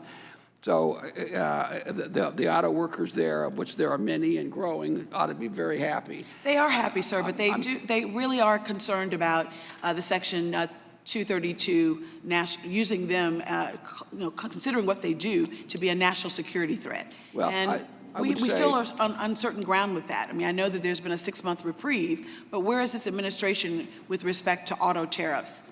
So my suggestion to you is that one of the principal reasons why at least some of this investment is going to Alabama is because of fear of 232 auto tariffs. But how could that be when all they would do is increase the price to consumers? First of all, I could not be happier to hear your comments about how bad NAFTA has been for Alabama because I agree with that completely, and I think everything in here is going to make it better for your constituents in agriculture and in manufacturing. And I know that I'm happy that we're going to be working together because I realize that now more than even before how important you realize getting rid of NAFTA and getting the USMCA through is. So, and I completely agree on the issue of enforcement, and I won't repeat what I said several times. I'm looking forward to working with you and a handful of other people to resolve that issue. I could not disagree more on the 301 effect on China.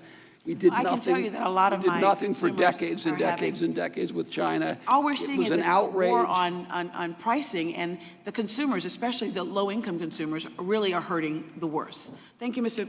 Chairman. Thank the gentlelady. Mr. Schweiker has requested that I include in the record a letter that he has submitted to me, and that is so ordered. And with that, let me recognize the gentlelady from Indiana, Ms. Wolarski, to inquire. Thank you, Mr. Chairman. Ambassador Lighthizer, great to see you. I have a lot of ground to cover in a short amount of time, so I apologize for my speed this morning. First off, I want to thank you, Mr. Ambassador, for all the hard work on the USMCA. The agreement goes a long way to drive exports for farmers and manufacturers in the Indiana 2nd District. It sets a strong standard for the great innovators that call the Hoosier State home, and it levels the playing field for workers to ensure that we don't lose jobs to unfair labor practices abroad. With the steel and aluminum tariffs lifted on Mexico and Canada, I think it's time for Congress to act. It's time to vote on the USMCA. Next, I want to ask unanimous consent, Mr. Chairman, to insert into a record a letter from over 600 companies and associations urging a deal with China. This is number one. Mr. Chairman? Yes. Unanimous consent? Are there other letters that you would like to have inserted as well? Number two? Okay. That's it. Just 2 letters. So ordered. Thank you. Finally, I want to turn my attention to the exclusion process for the Section 301 China tariffs. Mr. Chairman, wow, I already put that in unanimous consent. I also want to thank Mr. Kind as well as Senators Langford and Coons that assisted us in these letters. I have a few questions and would appreciate being able to get these in. Mr. Lighthizer, Ambassador, the letter I just mentioned noted that exclusions from lists number 1 and 2 that USTR granted are expiring soon. Will you commit to automatically renewing those exclusions that were granted and that haven't experienced a change in their circumstances? It seems it could be a simple act that could save USTR's limited staff resources and allow you to devote more time to things like evaluating list 3 requests. No? You have to put your mic on. No, I won't. Okay. I want to voice strong concern that items USTR excluded through the notice and comment period for lists 1 through 3, including things like medical devices, were added back onto list 4. I've heard from companies already who thought they had escaped the tariffs, but now are distraught to have to go through this whole process and the expense all over again. It seems like a waste of time for them and time for your staff too, who have to reevaluate these petitions. Why were these lists put back on list 4? So list 4, Congresswoman, includes all of the rest of the trade in the United States, between the United States and China. So that was the president's direction, and that's what we're looking at. When will the list 3 exclusion process officially begin? So we have the form up now, but the electronic process at the end of the month. If the list 4 tariffs go into effect, will you commit to establishing an exclusion process consistent with what you've done for lists 1, 2, and 3? Yes. And I've spoken with some companies that have received exclusions from the steel and aluminum tariffs only to be added to list 4 and again have to stare down the potential of a 25% tariff. Another federal agency has already ruled that a product isn't a national security threat and isn't available domestically. Will this factor into your analysis? No. I have one more question, Mr. Ambassador, and I so much appreciate you being here. As you know, Congress raised the U.S. de minimis level just a few years ago, and we continue to believe that $800 is the right level. Rather than lowering our level, should we not be continuing to engage with Canada and Mexico to raise their own? Is that the end? Yes. So we engage quite a bit on it, and unfortunately, their retail lobbyists are stronger apparently than our retail lobbyists, and so after months and months and months, and as one of the last items, they made a small move in our direction, but not nearly sufficient. And the imbalance to me is very problematic. And when you say engage with them how? One way to engage with them is to say you get the same thing in the U.S. that we get there. That's one way to engage with them. Now, some members don't like that, but that's one way to engage with them. Otherwise, I don't know how to engage with them. Call them on the telephone and say, please, what I had, whatever I had a year of doing that. Their retail lobbyist is just very, very strong. Thank you, Ambassador. Thank you, Mr. Chairman. I yield back. The chair now recognizes a gentlewoman from Washington, Ms. Del Bene, for 5 minutes. Thank you, Madam Chair, and thank you, Mr. Ambassador, for being with us today. First, I want to reiterate many of the concerns brought up by my colleagues on the impact of retaliatory tariffs on our farmers. They have been struggling for a long time, and it is critical that we address this issue so that they continue to have access to markets. It will be hard for them to get some of those back again if this issue is addressed. So I want to make sure that that is a top priority for you. In particular, speaking of China, earlier this year, we discussed reforms to China's digital regime. You told me you're optimistic about securing commitments from China on cloud restrictions. Are you still optimistic about this outcome, or is this one of the areas that China backtracked before talks broke down? And I just want to kind of add on to that, beyond cloud issues, what is your realistic assessment of the commitment you'll be able to secure from China in the digital trade space, and is this a priority of the president's when he talks to President Xi at the G20? First of all, I appreciate your comments on agriculture and the effect on agriculture of retaliatory tariffs. As others have pointed out, the president did remove the steel and aluminum tariffs on Mexico and Canada, and that's gotten rid of a lot of that, and I greatly appreciate it. I also should notice, the tariffs on China have a big impact on a lot of our farmers, too. Well, I also should note that 960 agriculture groups have come out and endorsed passing as soon as possible USMCA.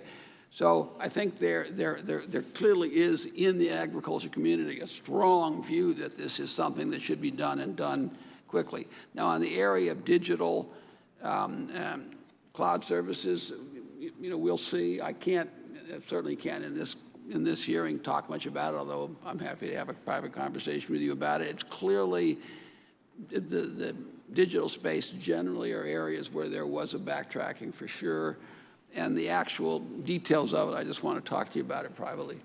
Okay, I look forward to discussing that. Also, over a year ago, the administration put tariffs on imported steel and aluminum, those 232 tariffs. Many of us had issues with putting tariffs on our allies, but I think we all agree that Chinese overcapacity is a real significant problem. So have we made any progress on securing specific commitments from China to deal with this issue? Are you talking about numerical targets? Also, have there been any discussions about updating bankruptcy laws to deal with indebted zombie companies and reduce industrial overcapacity? So, as you say, industrial overcapacity is a huge problem in China. Nowhere is it a greater problem than it is in the steel industry, although you could go through a variety of other industries, including semiconductors and others, where they have created similar kinds of problems or in the process of creating them. At this point, there clearly is a recognition by the people with whom we deal in China that this is a problem. So we're trying to get specific, assuming we get started again with our negotiations and we move forward, is something that certainly reformers in China realize is something that's in their interest to deal with, and they're trying to come up with ways to deal with it. And then, of course, in addition, as you know, we have the Steel Forum, which has had rather modest effect on actual steel overcapacity. But this is something that we are talking about. It is part of these negotiations and something on which I'm hopeful, if we get an agreement, which is a big if, that we would make headway on, because clearly reformers in China agree with you that they have to deal with these. And aluminum overcapacity. Yeah, and aluminum, I'm sorry, and aluminum also, yes. And back to farmers again, and what we need to do there. Our dairy farmers are essentially shut out of the Chinese market because of retaliatory tariffs. You talked a little bit about Japan. How quickly do you think you can reach in an agreement with Japan?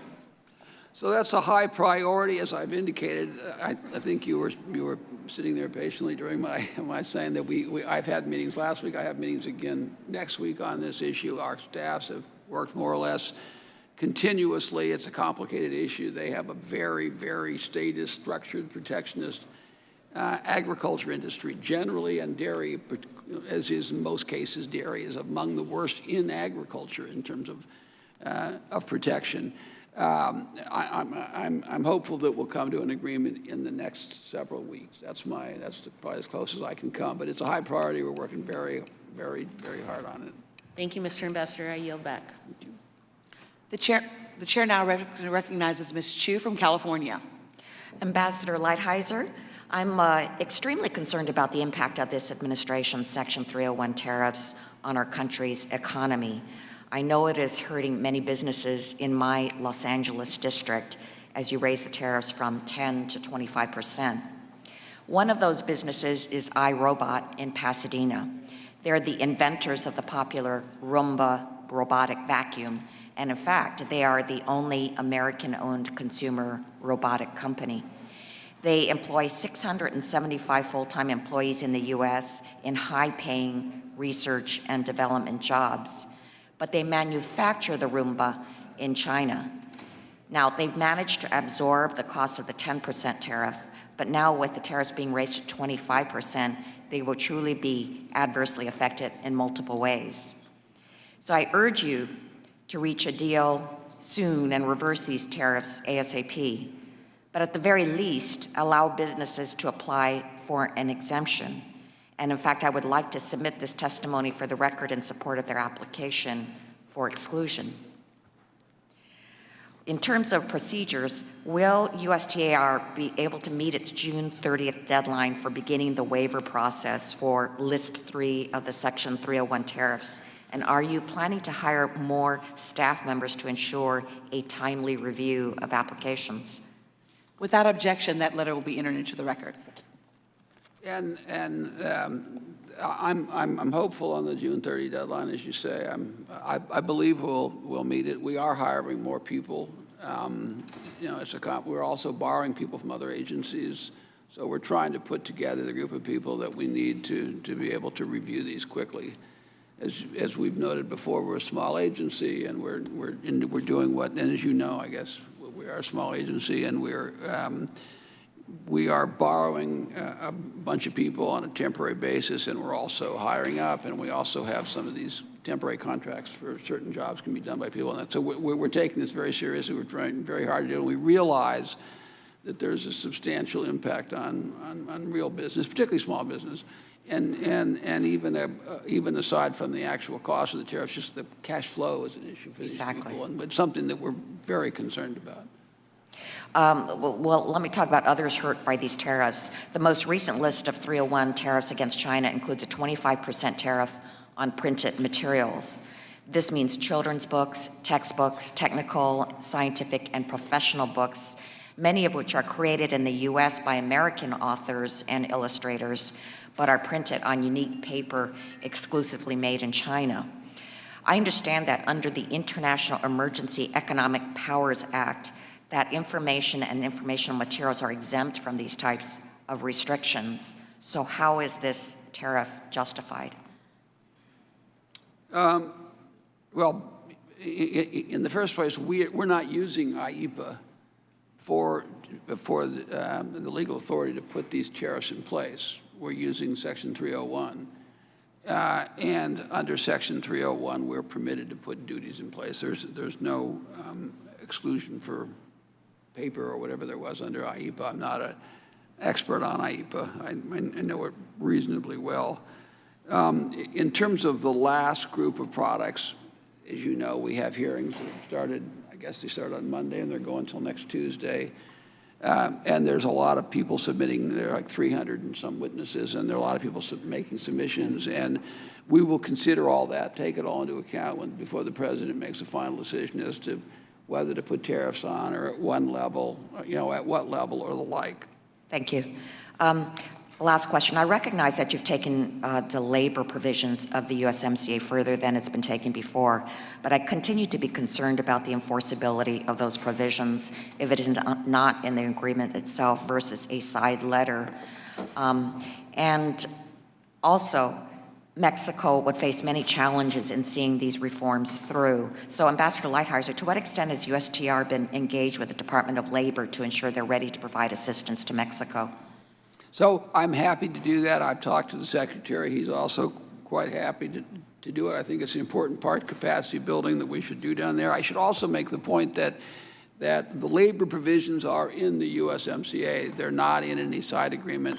One of the problems that so many members had with NAFTA, of course, as you know well, was that these all labor and environment were all in side letters, which were basically unenforceable or enforceable in kind of strange little ways. So these are part of the agreement, and I certainly will work with the Labor Department on that. Thank you. I yield back. The chair now recognizes Mr. Smith from Missouri for 5 minutes. Thank you, Madam Chairwoman. Ambassador, thank you for being here. We all know you have a very busy schedule advancing the President's trade agenda, which is wide-ranging and very ambitious.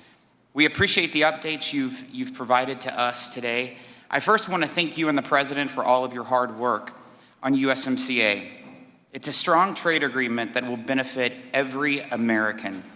I'm hopeful that we'll be able to vote on this agreement very soon in the House of Representatives. Every day that we delay, American consumers, American farmers, and American businesses lose out on the many benefits of this agreement. We've seen the ITC report. We know USMCA will be great for our economy. We know it will create thousands of new American jobs. We also know the agreement will bring in key improvements over NAFTA, leading to increased American agriculture exports and two of our top trading partners. The agreement also breaks new ground, including some of the strongest labor and environment provisions of any previous agreement. Something I think we can all recognize it's a great achievement. But we don't get those benefits until the agreement is in fact in place. There is much work to be done on multiple trade fronts. I look forward to working with you to expand American market access all over the world. But this agreement is currently signed and waiting. The American people are ready for this vote. Canada and Mexico are moving forward, but they will follow our lead when Congress acts. Congress needs to act. I know you are as anxious as any of us to see USMCA move forward, but some members seem to be stuck right now. Democrat members don't seem willing to accept that Mexico will enforce the labor laws that it agreed to. In fact, we're having another hearing next week on the Trade Subcommittee to discuss the labor reforms Mexico recently signed into law. You and the President negotiated a strong agreement on labor for workers. At what point do you think we have to allow Mexico, with proper oversight from the United States, to make good on its word and implement the laws it already passed? So, fortunately, Mexico has moved forward. They have passed their law. They have an appropriation process that they will go through in the fall. It is my hope that we can use the process that the Speaker has outlined to come up with a list of plus-up enforcement items, put them in the implementing bill, and get a vote as soon as possible. We hear a lot this comment that, well, this list of obligations is meaningless without enforcement, and that is, of course, true, but the whole exercise is meaningless without enactment. And that also is true, and I think that's the point you're making.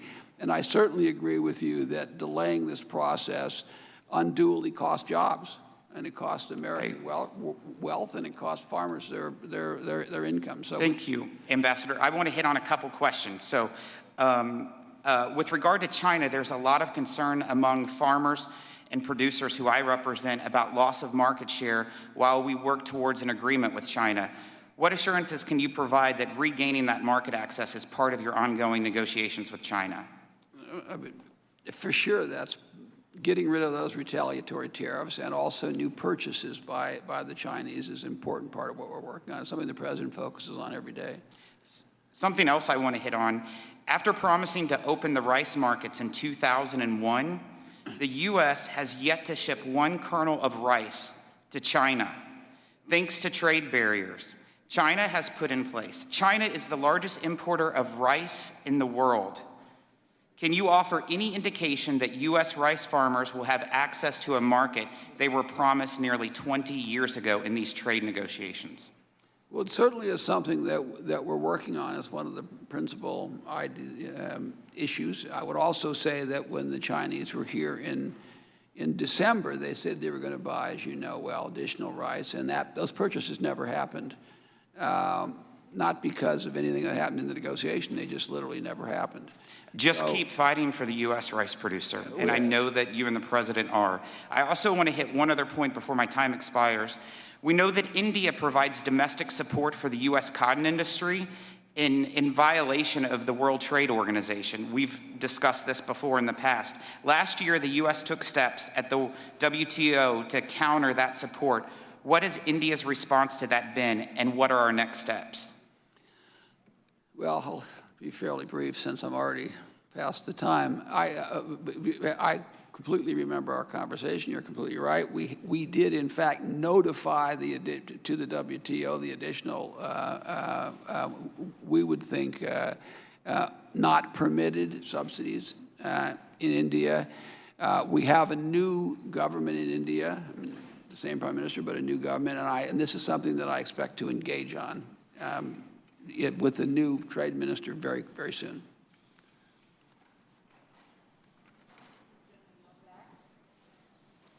The gentleman yields back, and the chair now recognizes Mr. Kildee from Michigan. Thank you, Madam Chair, and thank you, Ambassador Lighthizer, for being here. It's always good to have you here at the committee. As I mentioned and as we've spoken, I represent Flint, Michigan, a community that was steeped in the auto industry, gave birth to the UAW, and helped build the middle class, and has gone through pretty significant changes, many of those changes traceable to changes in the economy, in part as a result of globalization, and very much exacerbated by, as we all have agreed, the failures that we experienced under NAFTA. The difficulty that we have is that at the time that NAFTA was enacted, and I know it's a dramatically different deal than what has been negotiated, but there were promises made that things would change, for Mexican labor conditions, the Mexican workers would be lifted up, that the American worker would be protected because of that, and of course we know that the history certainly did not bear that out. The reason I mention that, again, acknowledging this is a different deal, is that for many of us, this is not a question of being sold on the idea that this is a better deal. You can read the language and see that it's clearly better. But having more comfort on this very important point that you were just addressing, that there will be rigorous enforcement. So while Mexico changes its law, there's a lot of questions about whether they will fully fund the new regime that will be required to implement and enforce this agreement. And I'm interested in the notion that there would be some additional overlays, independent monitoring, for example, of Mexican labor conditions. And there's a lot of details that need to be worked out, and I don't necessarily want to ask you to respond to a specific proposal, but the underlying intent, for example, of Brown-Wyden might be a starting point to work on this issue. And I wonder if you might be willing to commit to work with myself and others who are interested in this area to ensure that enforcement will be done in such a way that won't hurt the auto workers that I represent that feel like they're just getting their feet under them as we're trying to rebuild a strong U.S. auto industry. Is that something you'll be willing to work with? I absolutely will commit to that. I have enjoyed working with you very much on this. As you know, the effect of this NAFTA on auto workers is one of our principal motivators. We have to turn that around. It's one of the things I don't want to take up all your time talking about it, but I have enjoyed working with you on that. You're a strong spokesman for that point of view. I completely agree with you. I will continue to work on it. And I think the auto workers, both the ones in Michigan, but also the ones sort of in the southern tier, where the acting chair, is that the right term, whatever the acting chair is, are the biggest single beneficiaries of this agreement, and they were the ones who were punished the most by particularly your constituents, by the existing NAFTA. And this is going to be a binary choice at some point. Do you go with this horrible agreement that everyone knows is horrible, or do you go with agreement that is either spectacular or just really, really good? And it will be a binary choice at one point, and that does distinguish it from some past decisions that we've made. But our issue is making sure it's the best binary choice that we can possibly have. And I wonder if you could just comment quickly on two things, then I have one more point. The four-year implementation schedule or program or plan in Mexico, how realistic do you feel like that is, given the magnitude of the changes that need to take place?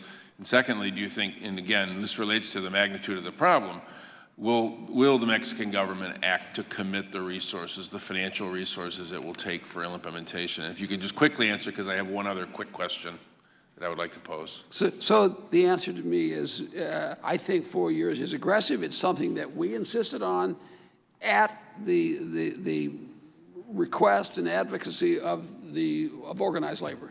So it was the American unions that wanted that. The Mexicans wanted 6 years. We took 4 years because we were going along with organized labor. And it's aggressive but doable, and they think it's doable, and I think they will do it. Thank you. And then just quickly changing gears, I wonder if you could just comment quickly on regarding China. As you and I have discussed, we need to address China's blocking of polysilicon coming from the U.S. to support manufacturers of polysilicon and getting access to that Chinese market. I know it's a difficult issue, but it's one that's really important to the people that I represent. Can you comment on that? Can we be more forceful, I suppose, in dealing with China on this issue of polysilicon? So it is clearly an issue we have talked to them about. You know the issue very well. An unfair trade case was brought against our polysilicon industry. We believe it was retaliation for something totally unrelated. We think it was unfair. But this is clearly an issue that's within these negotiations, something we have raised and will continue to raise. Thank you. Thank the gentleman. Let me recognize the gentlelady from Wisconsin, Ms. Moore, to inquire. Thank you so much, Mr. Chairman, and Mr. Ambassador, thank you for your indulgence. I have had a lot of other responsibilities, so forgive me if I ask some questions of material you've already covered. In terms of NAFTA 2.0, I am wondering about the sort of protecting capital versus workers, the allegations that this agreement doesn't move far enough in the direction of creating additional incentives for firms to move their operations to Mexico and take advantage of the low wages and permissive regulations. So I'm not going to say it's perfect, but this was among our principal objectives, and we did a whole variety of things to try to stop this outsourcing, you would call it. I would call it outsourcing of jobs down to Mexico, and I think we've made an enormous amount of progress in this area.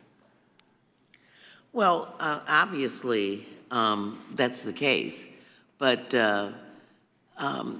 you know, they talk about a loophole whereas the U.S. oil and gas, for example, this particular industry can still contractually sue the Mexican government directly under those rules. And so and there's no incentive or no effort to really close that particular loophole for that industry. Was there a reason why we are retaining loopholes for certain industries? So on this issue of ISDS, it's a difficult issue. It's a difficult issue and one on which a variety of members have very strong views. We thought that ISDS was a source of outsourcing, and there were other issues that we thought needed to be corrected. I think we struck a good balance. We improved the situation from your perspective, but probably not as far as you want to go. If you say, how would I distinguish the oil and gas industry from other industries, I would say it's to me that allowing ISDS that would incentivize moving a factory to Mexico is something that I think is a mistake and is bad as a subsidy. But that doesn't apply to a natural resource where the industry has to go there. I mean, there's no way they can't. Mr. Ambassador, let me move on here. You know, you've waxed on about the increase in the GNP and the lowering of unemployment and how wonderfully things are ticking along. But many economists say that these are short-term, they're small gains, they're temporary, and that they are unsustainable for the long term. And that, you know, we can always talk about how we've had an increase in GNP, but like 86% of that benefit just goes to the wealthiest people and not really to workers. That you know, any increase in wages is marginal. What would you say to that? I would say those economists are crazy. There's no truth to that at all. I just think they're crazy. Call me crazy. This 84% of this last tax cut, for example, went to 1%. But this is, I mean, I think this trade agreement is different. I'm not arguing. No, I mean, it might not be. Can I ask you a question? And I've brought this up with you before, Mr. Ambassador, about juvenile furniture that's made in China, really for new parents. I'm wondering why we are not excluding that from our, I want to put that in the record, Mr. Chairman, a roll call article. So ordered. To talk about, I would love, Mr. Ambassador, for you to continue in my last couple of seconds to lean into looking at juvenile furniture as one of the things we really need to prevent sudden infant death syndrome, keeping children safe. And right now, that the cost-effective way to do that is to make sure that there aren't tariffs, I'm sort of throwing that in, that there aren't tariffs that will interfere with the transportation of those products. Well, I'm not much of an expert on child care safety, but I think, first of all, we'll certainly look at, I think, exclusion requests. We have a process. We're happy to do that. And secondly, juvenile chairs and other things can be made in a variety of areas. Thank the gentleman. Okay, thank you so much, Mr. Thank you. Thank the gentlelady. Let me recognize the gentleman from Illinois, Mr. Hood, to inquire. Thank you, Mr. Chairman, and thank you, Ambassador Lighthizer, for being here. And just want to say thank you for your responsiveness to us here in Congress and your attention, both in a bipartisan way with Democrats and Republicans, and your entire team that you have behind you. You've been great to work with. And as we think about USMCA and getting this clock started, that's what we're waiting on. And you've been looking at this for the last year and working on it. And frankly, it concerns me a little bit that we haven't started the clock yet and that Speaker Pelosi hasn't brought this forth yet. And I worry every week that goes by that we're losing time, and frankly, I'm losing patience with not getting this going. If you put politics aside and you look at USMCA, this is good for workers, this is good for jobs, and it's good for the long-term economy of this country. So I'm hopeful that all of that goodwill that you have engaged with the Speaker and the Democrats will pay off, and we can get that clock started here to get USMCA across the finish line. Secondly, I want to compliment you on being a superb negotiator and really being a zealot for America when it comes to China, when it comes to USMCA, when it comes to our trade agreements that are on the horizon with Japan and the EU. You've been superb in that manner. Frankly, when I look at where things are at with China, I want to ask you some specific questions on that. I would initially say I'm not generally a fan of tariffs. Tariffs to me are taxes. They're taxes on consumers. They're taxes on businesses. I have a ag district that's the 8th largest ag district in the country. And my farmers don't necessarily like tariffs. But I'll tell you what they also don't like. They don't like the fact that China's been ripping us off for 25 years. And most of my farmers, they're Americans first and they're farmers second. And we look about where we're at with China right now and where this administration is. And I applaud you on being tough with China because long term, when we look at technology, and I've heard you say this before, technology is the future of the world. And we lead the world in technology, and China wants to beat us. And they're doing everything possible to do that. And when I look at our trade stance with China and where we're at, as we look at what happened with the breakdown of the negotiations with China, it appeared to me and many of us we were making progress in your negotiations with Liu He and also with Secretary Mnuchin, and then it broke down. And it appears that the Chinese maybe reneged on some of their promises, came back with a lot of edits and changes that caused things to go south. I was wondering whether you can comment on what went wrong at the end of the negotiations. And secondly, does that change our negotiating policy moving forward? And are those fault lines repairable? First of all, thank you very much, Congressman, for your kind statements about me and my team and the President's trade policy. As I said before, we have a bad situation. The President's just not going to tolerate it. So we're going to make changes, and I think the President has done that across the board. And to the shock of all the members, I'll say the President will say to me every now and then, Bob, we just have to do something. We're not doing anything in trade. And I'm saying, okay, Mr. President. On what happened is in the China talks, it's more or less speculation, right? Now, my speculation is that some forces in China decided that they had gone too far. The negotiators had gone too far, went out beyond their mandate. You know, I don't know whether that's true or not. I'm just speculating on that. The issues that we talked about, first of all, I have trust and complete good faith in the people that I'm dealing with. They're tough, professional negotiators, and you know, but they're professional. I don't have any question that they're doing what they believe their mandate is. The issues haven't changed. The issues are the same issues.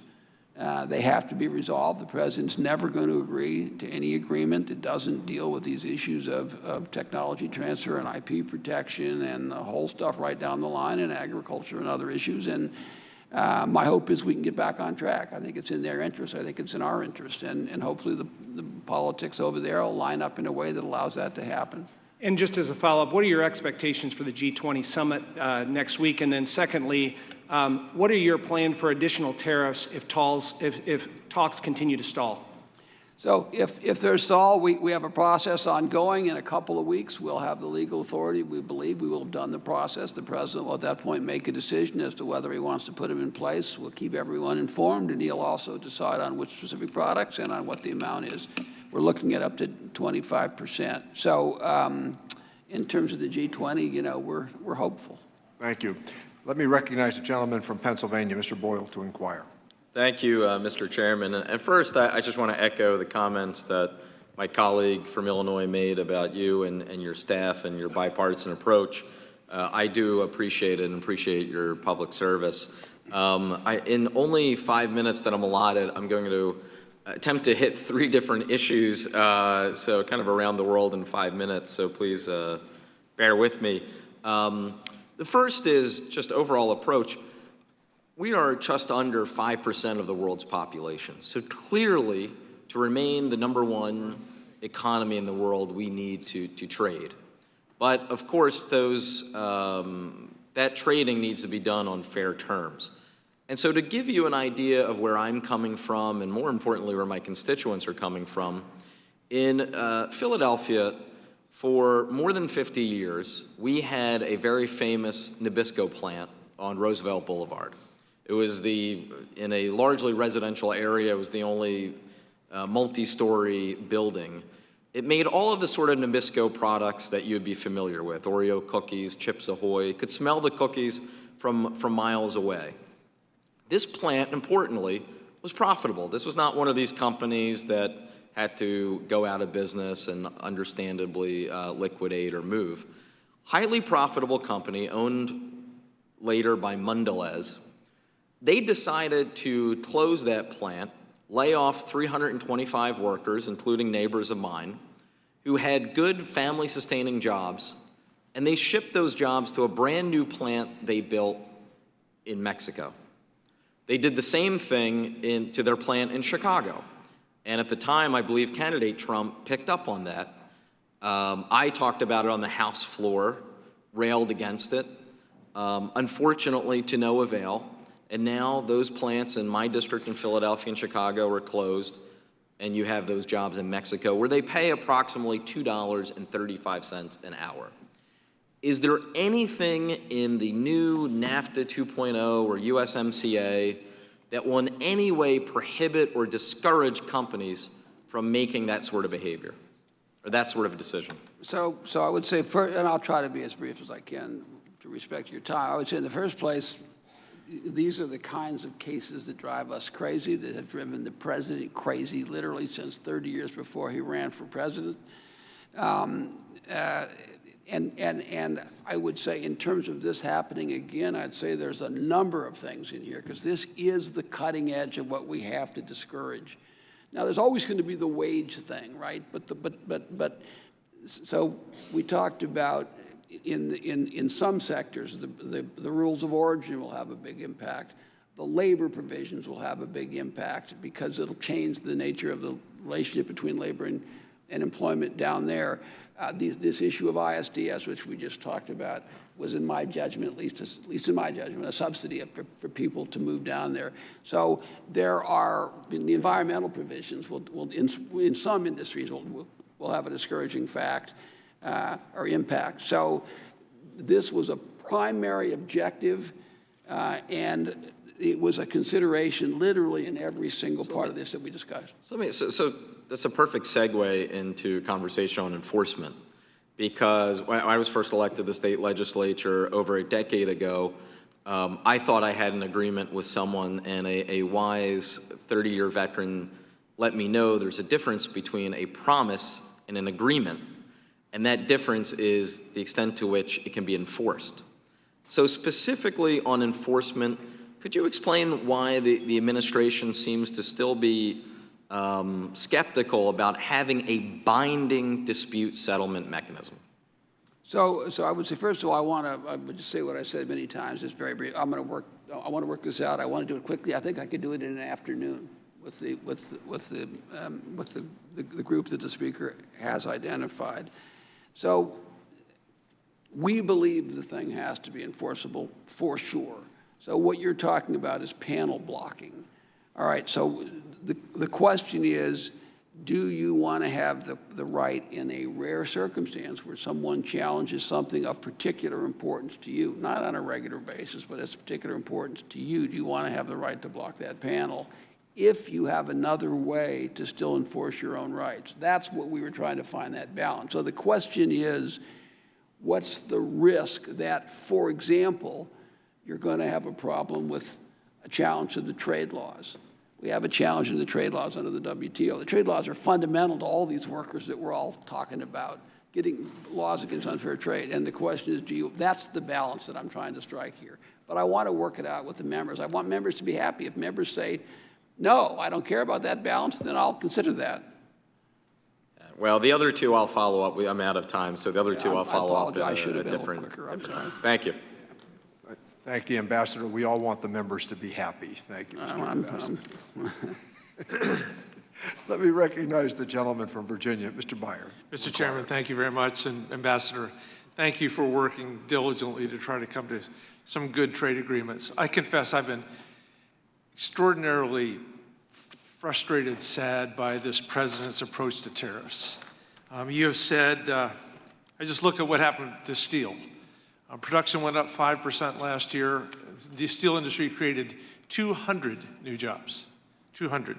So we ramped up production at a highly efficient mini mills with the electric arc furnaces that employ very few workers. So what happens is steel companies made a lot greater profits, but the impact on American workers is negligible. And you've said the president gets very frustrated with unfair trade practices around the world.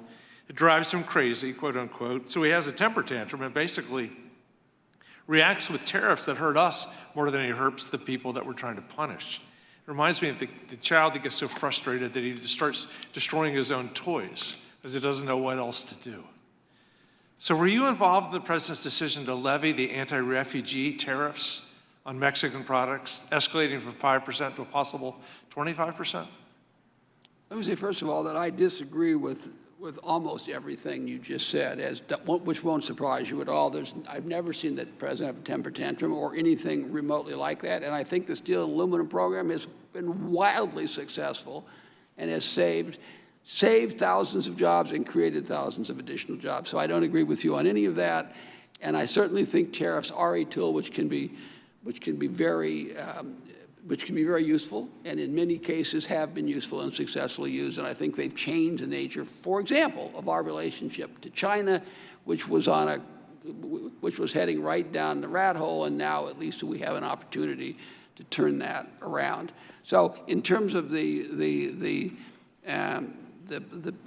president's decision to put tariffs on Mexico in the case that there isn't some solution to the immigration problem, that's not specifically in my area of expertise. I'm not an immigration person. But shouldn't we, as a committee with jurisdiction of a trade policy, find it disconcerting that our U.S. trade representative didn't have input into those decisions? Well, I didn't say I didn't have input. I was certainly involved in the meeting. I'm saying I'm just not an immigration person. I don't know enough about that. It's just not my area. I do know that if you're sitting here and you're the president of the United States and you think there is a legitimate national security threat, you think there's a huge, huge problem.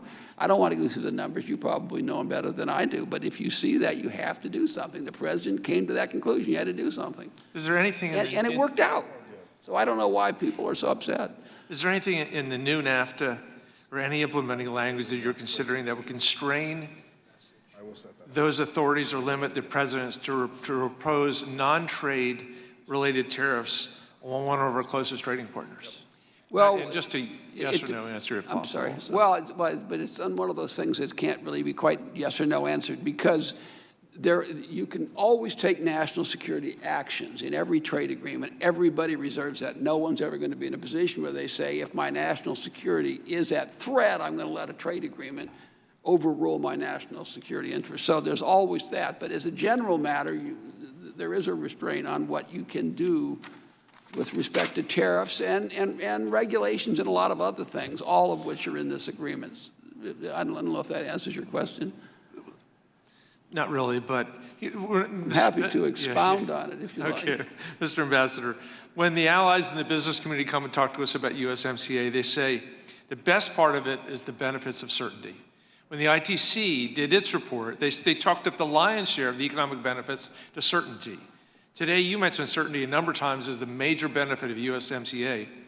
But if the president hasn't ruled out imposing those broad, punitive, non-trade related tariffs on Mexico, which would be devastating for both the U.S. and Mexican economies, and oh, by the way, might lead to increases in migration, what's the point of a new NAFTA if anybody is living under the gun of the president's whims? How do you have any certainty if he can just come right back with these tariffs? So let me say two things. First of all, there is this national security exclusion, which we've talked about. But I always am so impressed with people that are so worried about certainty in business and NAFTA. We signed this thing 9 months ago. I'm prepared to come to certainty, have a vote, come to conclusion, sit down with a handful of members, and come to a conclusion and have a vote in the United States of Congress. I mean, I agree completely with your sense that we need absolute certainty in this. The best way to get certainty is to pass this thing as soon as possible. I must yield back, but thank you, sir. Thank you, gentlemen. Let me recognize the gentleman from Ohio, Dr. Winstrup, to inquire. Thank you very much, Mr. Chairman, and thank you, Ambassador, for being here today. I appreciate it. You know, we've heard a lot of talk about enforcement of labor agreements, and it seems to me the first step in that is what you have already tried to do, which is to agree to it, have it signed, and have it in the USMCA as it is, as opposed to a side agreement. So you've taken the first step, in my opinion, and I want to applaud you that your willingness to talk to this committee and to the panel to come up with ways to enhance enforcement. I think it's important, but in my mind, you've taken the first step that doesn't exist today. And so thank you for that. I want to echo some of the things, you know, concern for our farmers, and I've certainly got that in Ohio. And I think that one of the questions I have is, to what extent do you think the USMCA will relieve some of the burdens that they are facing right now before we get into China? In other words, if we get this taken care of with Canada and Mexico, how much advantage will that give to them, relieve some of the burdens they're enduring right now? So I think it will have a huge effect, and I think it's a strong argument for passing as soon as possible.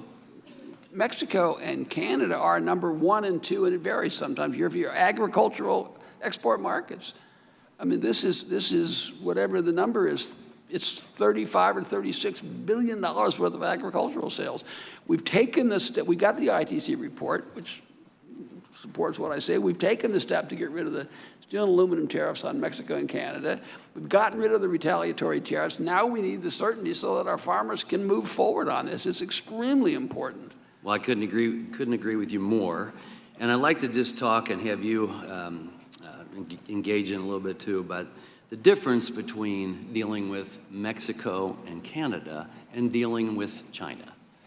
And it's a completely different situation, in my opinion, from a national security standpoint. You know, we have certain tools in our chest, diplomacy and military, and what we can do economically. What we have been seeing from China over the last several years is their expansion around the world and into space and other areas, and they're really doing it on our dime, in my opinion. They've been able to do a tremendous amount of things. You look at what's going on in the South China Sea, their influence and how they're trying to engage in Africa, surrounding countries, dangling little shiny objects and doing that. And I say they're doing that on our dime. And so we have to be tough on them in the long term, because it's more than just getting a good trade agreement.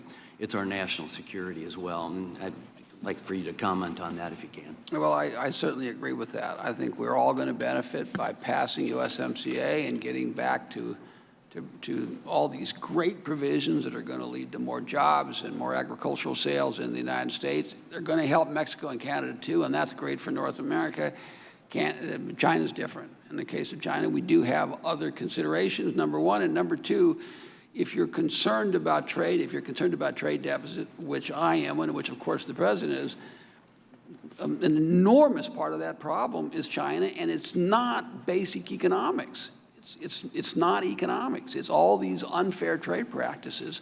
And what we're really looking at is what kind of a future we're giving to our kids. In the case of Canada and Mexico, we have that on course, and that's great. But with respect to China, it's literally a question of what kind of an economy we're going to give to our kids, what kind of a future they're going to have.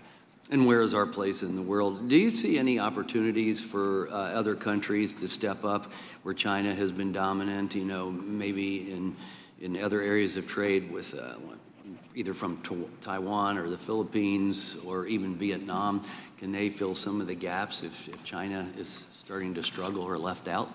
So you have seen a lot of that. I'm sure that's something that the Chinese are following more closely than we are, but there certainly are a variety of other countries that have been the beneficiaries of plants moving out of China because of this uncertainty that Congressman Beyer was raising.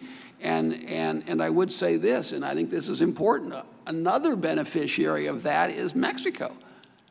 Mexico is a great spot to put those plants, and that's why this is going to be good for Mexico. And if it's good for Mexico, it's far more likely to be good for us. So I think you are seeing that happening. There are a variety of beneficiaries, and one of them is Mexico. Well, thank you for expounding on that. I yield back.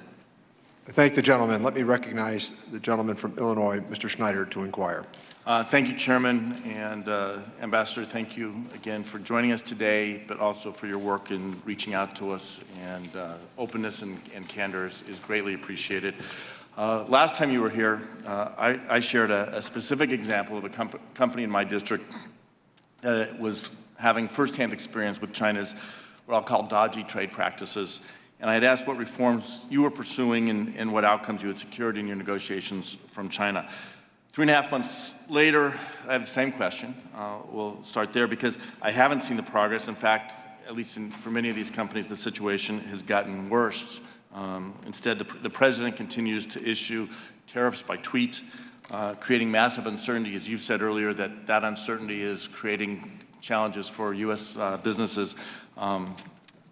It creates a challenging environment for business to plan, to look to the future, to grow. I would like to submit for the record an article in yesterday's New York Times. Global economic growth is already slowing. The U.S. trade war is making it worse. And just to reference from this, the article quotes the chairman of Cummins, who says in his own case that the cost from tariffs has exceeded the benefits of the 2017 corporate tax cut. He says, and this is a quote, the tariffs that are in place now and which may be in place for some time are a significant burden on U.S. businesses and farms, end quote.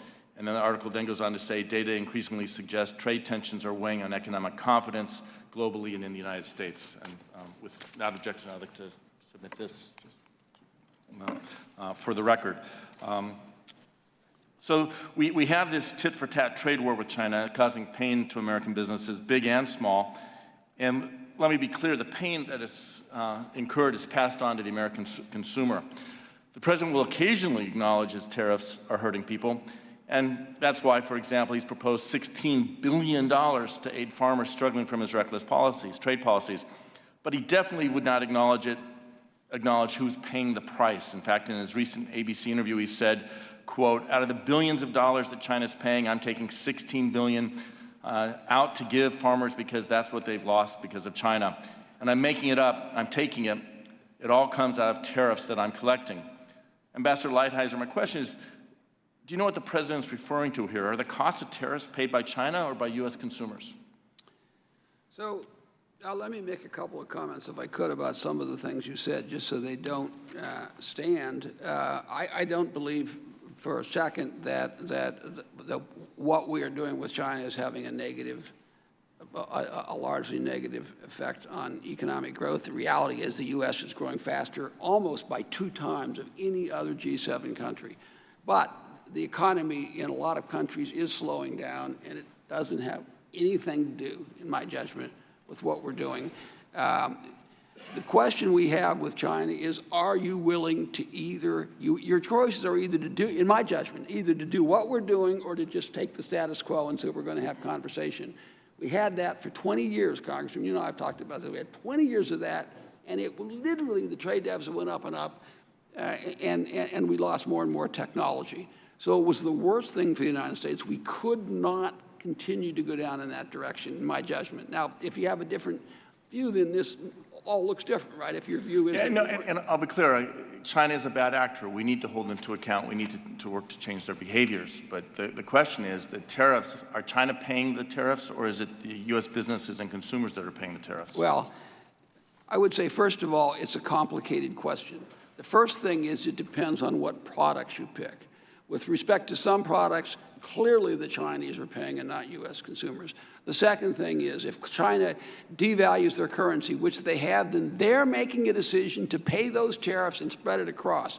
Number three, in many cases, they absorb the tariff specifically to maintain market share. Number four, in many cases, they end up subsidizing the sales in the United States for a whole variety of economic reasons, in which case China pays for those things. So it's far more complicated. The other thing is other countries come in and substitute for China, in which case the products, even the price of the products don't even go up. So I don't buy this idea, and I realize that these economists have this hidebound notion that U.S. consumers pay for all of this. I don't buy it at all. And I have 10 seconds, I'm going to reclaim my time, and we can continue the debate, but I do want to submit for the record, one of my concerns is that the administration's policies towards Israel, the administration has not granted an exemption to Israel, one of our strongest allies, on the tariffs. I hope we can make the progress to do that, and we'll continue to talk about USMCA and how we deal with the timing of that. I will call you on the Israeli thing. Okay. Based on the gentleman's request to have those documents included in the record, so ordered. With that, let me recognize Mr. Swazi. Okay, thank you, Mr. Chairman. Ambassador, thank you so much for being here today. I want to reiterate my support for your efforts vis-a-vis China. China is cheating. China has a plan for world domination economically, technologically, in space, militarily, over the next 30 years, and they treat their own people awfully. What they do, as manifest with the Uyghurs and with the Tibetan Buddhists, the protests we see in Hong Kong. So I just want to reiterate my support for what you're doing vis-a-vis China. My focus really today is about the USMCA, the new NAFTA, and about enforcement, wages, wages, wages. We've heard a lot of talk today about the improving economy. The economy in America has improved dramatically since the 1980s. The Dow Jones has gone up 1,200%. The GDP since the 1980s has gone up 600%, but people's wages have not gone up. People's wages have gone up less than 20%, while you've seen 1,200% in the Dow Jones, 600% in the GDP. And as one of my colleagues said earlier, the middle class needs a raise. So we want people in America to make more money. We want to have a lot of other things that we want in America, and we're competing against countries where they don't have those things. So there's been some things negotiated in this agreement to try and get Mexico to do a better job regarding paying their workers, and they've had some labor reforms. On April 30th, Mexico passed their labor reform legislation that require them to overhaul their current labor system, replacing the structurally biased conciliation and arbitration boards with labor courts, requiring all collective bargaining agreements to be subject to free, secret, and personal vote by workers, to fix the recuento system for union elections, which are a subject of prolonged delays of as much as years. The problem is enforcement. How do we know they're going to do all these different things? And this administration has said that in order to try and enforce these agreements, not by correcting some of the flaws from the first NAFTA, but instead they want to rely on the executive authorities under Section 301 of the Trade Act to impose tariffs and trade sanctions. I find it hard to believe that after negotiating this monumental agreement, after going through all these efforts, making an agreement with another nation, we're going to open up an agreement because somebody's violating a labor rule at a particular company, and we're going to impose tariffs on the country. I just don't think that's realistic. So I think we need to have more stringent labor enforcement requirements. And you said you could negotiate this in a half hour with the people that have been assigned by the Speaker. I said half day, but... Half day, okay, half day. It was still the same. So the Labor Advisory Committee, who's are folks that work with you from different labor representatives, have indicated there could be specific labor-specific enforcement provisions, such as an independent secretariat who would bring labor cases to courts, or more specific certification requirements that would ensure that trade agreement rules are abided by. Do you like that idea? Do you think that's a good idea? Would you support something like that? Well, I mean, I don't have that in front of me. I don't know the details. There are labor courts in Mexico. That's part of the enforcement. I mean, that's part of their reform. They did pass that. So But this is the idea of creating an independent secretariat who would bring labor cases to courts. No, I don't think that makes any sense at all. Okay, so Senator Brown and Senator Wyden have crafted a proposal that would increase enforcement personnel, promote capacity building, and joint initiatives to recognize labor rights in America, and then allow the U.S. and Mexican governments to work together to audit and inspect facilities for compliance, and then directly deny preferential tariff treatment for companies when they're found in violation. Do you like that idea? There are a lot of parts. That's a complicated proposal. I've talked to them about it, and there are a lot of things I like about it, and I think they'll all be discussed with the leadership group. Are you open to reopening the agreement or drafting the implementing bill to include these enforcement mechanisms? I don't think we want to reopen the agreement. Do you think that there are mechanisms in place or could be put in place that would say, listen, we see this company is violating labor rules that we think are standards that should be abided to. We see that they're breaking the rules. Could we stop the goods at the border if we wanted to stop them? So it depends on what rule. It depends on what rule is being. If it's forced labor, yeah, we have laws that can deal with that. If there is, we heard earlier today about violence, or people trying to break up elections using violence, or not letting them form a union form. How could we stop the goods at the border, for example, if a company's doing that? So there's two things, Congressman, to think about. One is, are you denying them the benefit of NAFTA? All right. The second question is, are you stopping the product from coming into the border? Those are very different ideas. The idea of stopping them at the border isn't even something that's being talked about in the Brown-Wyden bill. That's other than in the forced labor or kind of context. So what we're really talking about is denying the benefit of NAFTA. And the question is, how do you determine whether there's a violation? Some things are black and white and some things aren't. But okay, I have to yield back my time. I'm specifically not only referring to Brown-Wyden, though, but anything that you would support to try and block goods as a vehicle by enforcing. But my time. Thank the gentleman. With that, let me recognize the gentleman from Kansas, Mr. Estes, to inquire. Thank you, Mr. Chairman, and thank you, Ambassador Lighthizer, for being here today, and actually for all of the work that you've been doing over the last few years to help make this process better for the country and in general for the world, just by having good trade. You know, as the representative from the air capital of the world and the breadbasket of America, trade's really important in Kansas. See if that's better. And like many states, Kansas' top two trading partners are Mexico and Canada. In fact, trade with Canada and Mexico is roughly $4.9 billion and supports about 110,000 jobs in our state. And that just underscores how important NAFTA is for our country.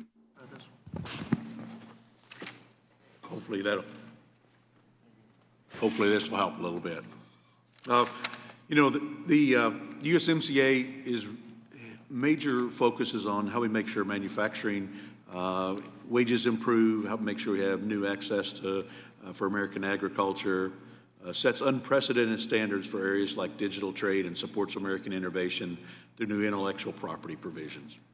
And every day we delay to vote on USMCA, our country loses jobs and economic growth. Unfortunately, we're a little behind the curve. I mean, Mexico and Canada have already started that process.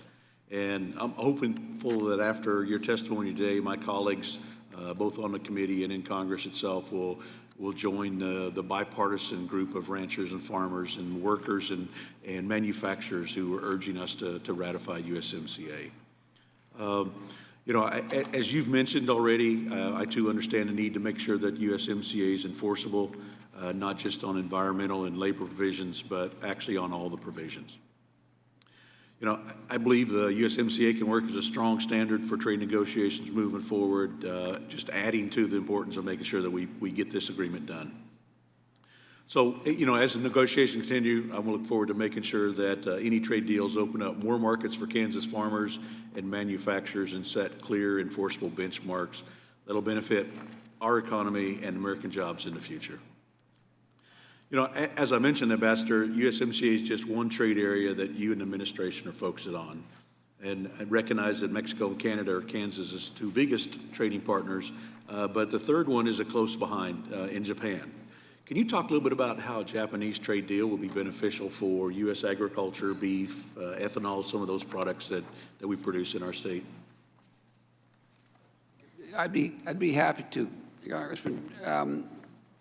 Japan is right now a pretty good market for the United States, but it ought to be much better. They import a lot of products from places other than the United States. One of the points that I make to them all the time is, if you look at their trade balance, they basically have a surplus with the world about equal to what their surplus is with the United States, which is another way of saying that all their deficits, Japanese deficits with the world, are basically offset by by benefits of trade with the United States. And if that's the case, we are their best customer. And if you're the best customer, you can't treat your best customer worse than you treat people from all these other countries in Europe and all the other TPP countries. So that basically is the argument we've made. And the principal thing we're trying to do on a fast-track basis, or on an early basis, I don't want to use the term fast-track anymore, on an early basis, is to get agriculture access equal to what the Japanese have given to the TPP, the other 10 countries that they have there, and to Europe. And it's quite detailed. It's very, very, very complicated, as you know, because you're an agriculture export. It's these it's these TRQs and all the sort of thing. There are huge benefits for beef. There's huge benefits for pork. There's huge benefits for dairy products. There's just a lot of stuff in there that we're working our way through, and I'm hopeful that we'll make headway on that. But we realize how important it is, and if we don't do it now, we're actually going to move backwards, right? We're going to be worse off because we're going to lose market share to these other people. Thank you. One of the things I wanted to mention is we have talked some about the digital services tax and some of the things that countries like France and some others are looking at. I understand USTR's contemplating investigations into unilateral digital tax measures from France and some of these other countries.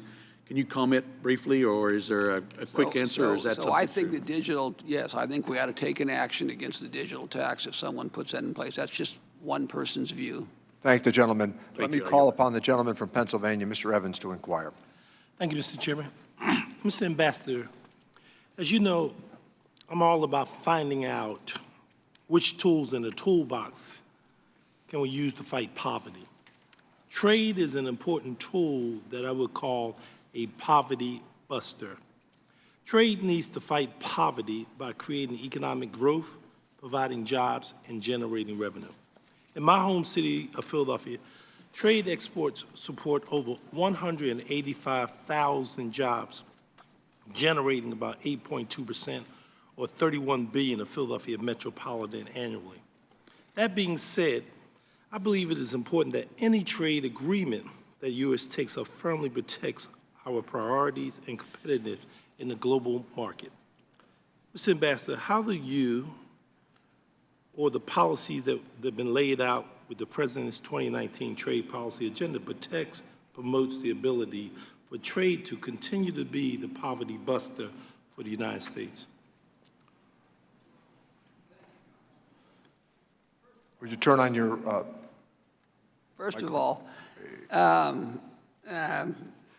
agree with you completely. My basic view is that if we have fair trade, if we don't have these impediments, if we don't have these embedded unfair tariffs, that I would say unfair tariffs that we have agreed to around the world, that we're going to see an enormous explosion in the U.S. economy. And we're going to see more manufacturing, more agriculture. Personally, in terms of busting poverty, this is just my own perspective, I think it's manufacturing jobs more than any single thing that has the most direct effect right where the rubber meets the road. And if you look at what has happened since the last election, we've created 5.8 million jobs, but most importantly, to me at least, we've created 500,000 manufacturing jobs. These are the jobs that take people from high school to the middle class. And that is what we have to, when you say trade being poverty busting, that's what it means to me. It means you're taking people out of high school, you're putting them in a manufacturing job where they're making $20 an hour or more all in. That changes their life. Their kids are different, their family's different. And I think when you see the opposite side of it, where does the poverty come from? You're losing manufacturing jobs. You have hollowed out cities. You have hollowed out small towns now, which we never had before. You have crack cocaine and you have fentanyl, and all these bad things are coming from that, in my judgment at least, not entirely, but a good part of it is losing those basic jobs. And if you can get those, and they weren't lost because of economics, that's the problem. And if you get those jobs back, you'll turn the cycle around. And that really is one of the motivations we have. Mr. Ambassador, I'm obviously very proud to be here on the Ways and Means Committee, but I'm also Vice Chair of the Small Business Committee. And as you know, trade is a critical important to provide growth and opportunity for small businesses. In your testimony, you mentioned securing new markets, access for farmers in dozens of countries around the globe. Can you elaborate on what this new market access looks like, and what will it work to support securing more access to our nation's small businesses? So I would say, first of all, one of the most important things we do when we think about small businesses and the economic vitality of small business is improvements in digital trade. There's an enormous amount of benefit to digital trade from small manufacturers, small companies, retail sellers who can now reach 4, 5, 6, 7, 8, 10 times the amount of customers that they could before. So this is something that we have stressed all over the world. There's an international, there's a WTO process that we're going through trying to put new rules in place. The United States has a real economic advantage in this area. We have the best technology. We have the best companies in this area right now. So it's an area that's very, very helpful. We also have in most of our trade agreements, we have these small and medium-sized enterprise provisions where we go through and try to, they're not always binding, but they are ways to try to encourage other economies as well as our own economy to make sure that we're not discriminating against small and medium-sized enterprises. But I would say, number one, if we have less fair trade, if we have more exports, it's going to help everyone, and particularly it's going to help small business. Thank you, Mr. Chairman. Thank the gentleman. Let me recognize the gentleman from California, Mr. Panetta, to inquire. Thank you, Mr. Chairman, Ranking Member. Mr. Ambassador, thank you very much once again for being here, as you consistently have been for the past 6 months here on this committee, as well as this term in Congress. As I mentioned the other day in the hearing with Ambassador Dowd, I do find you a pleasant presence here on Capitol Hill, and I hope that you continue to be, especially working through these issues when it comes to USMCA. Obviously, as you've heard, though, there are some issues that need to be addressed, and I think both sides here, Democrats and Republicans, want to work through them and get to yes when it comes to USMCA. You know, in my area, as you know, on the Central Coast of California, it's all about agriculture, and that's why NAFTA has benefited my fresh fruits and vegetable producers there on the Central Coast, especially with its trade with Canada and Mexico, as well as its investments in Mexico, and then taking some of that money that they've earned and put it back into our area on the Central Coast. So NAFTA has definitely been a big benefit, and I appreciate the improvements that have been made in the USMCA when it comes to agriculture, especially benefiting my producers. Obviously, the improved phytosanitary measures, treating biotechnologies, using science to do that, ending discrimination on certain wine products up in Canada. But most importantly, I think now the USMCA could obviously, as you've heard and as you know, could provide certainty to our farmers who have really been taking it in the shins lately, be it with the markets, be it with Mother Nature, be it with the lack of immigration reform, and also just based on the fact that these tariffs that have been imposed have hurt them, people in agriculture, as you know well. But there's also been some pretty good labor and environmental chapters that have been imposed in USMCA, the Mexico Annex, and it's led to positive change in the Mexican labor laws. But the issue is whether or not, as you've heard over and over, it's all about enforcement.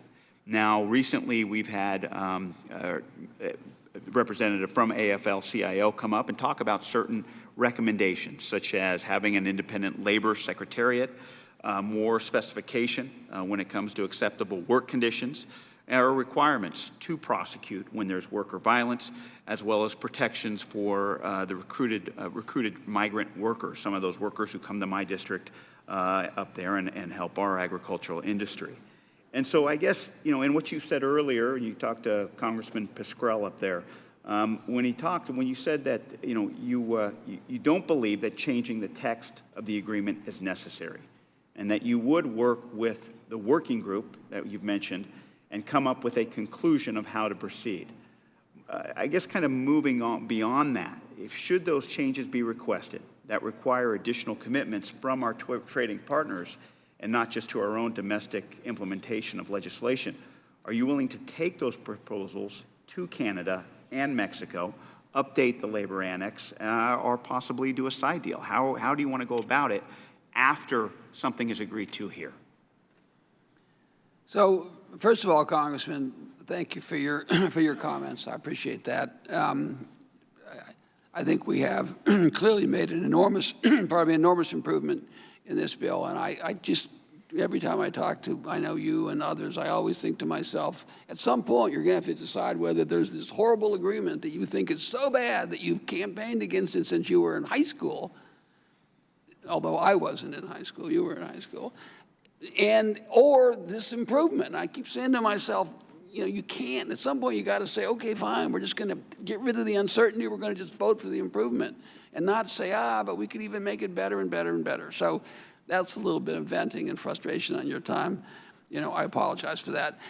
When we come to a final agreement with respect with these people that I'm, the speakers group, I'll call them, when we come to that, we'll figure out a way to do it. I think the vast majority of this stuff can be dealt with in U.S. law. I've always had the view you're far better off changing positive U.S. law to enforce this.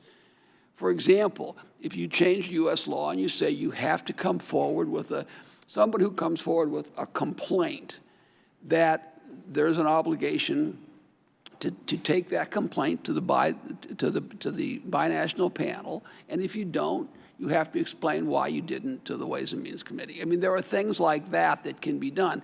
But I don't want to fool anybody. In the final analysis, enforcement is about people. And if you have people that don't want enforcement, and if the Ways and Means Committee doesn't force the people to enforce it, it's not going to be enforced. Okay. Thank you. I yield back. Thank the gentleman. Let me recognize the gentleman from Texas, Mr. Arrington, to inquire. Thank you, Mr. Chairman. Mr. Ambassador, thank you for your hard work, for your patience through this process, your persistence. I can appreciate your venting. We've had 7 months to look this deal over. There's never going to be a perfect deal, but this deal is substantially better in every way, from the 170,000 jobs to the overall economic impact, to the worker, not only in the U.S., but in our partner nations, including Mexico. What happens if we don't pass this with respect to the new labor provisions that are not just a sidecar deal like it was in NAFTA, but actually part of the core of the USMCA agreement? If we don't pass this, for heaven's sake, what happens to all those provisions that the labor union reps who lined this panel here spoke with glowing sentiment about, even praised you for your great work in substantially improving the position of the worker? What happens to those, Mr. Ambassador, if we fail to pass USMCA? See, I think that is just so important. That's the fundamental question. It would be great to have perfection. By the way, we wouldn't even all agree on what perfection was, but notionally, if you did, but right now, we're going to have a catastrophe if this doesn't pass. You're not going to have labor enforcement. You're going to have economic, there are tens of millions of jobs at stake. And I would say, finally, just so I can shut up so you can talk more during your time, I would say it's going to have a bad effect with respect to our relations with China and everyone else if we're in a position where we literally can't pass this agreement. What does it say about our resolve to have a fair trading system? I've heard some of my colleagues express concern on behalf of the farmer, and I don't want this to be misunderstood as bragging because I'm from Texas and bragging's a sport there. But we do produce more ag product out of Texas. We trade more ag product than any state in the union.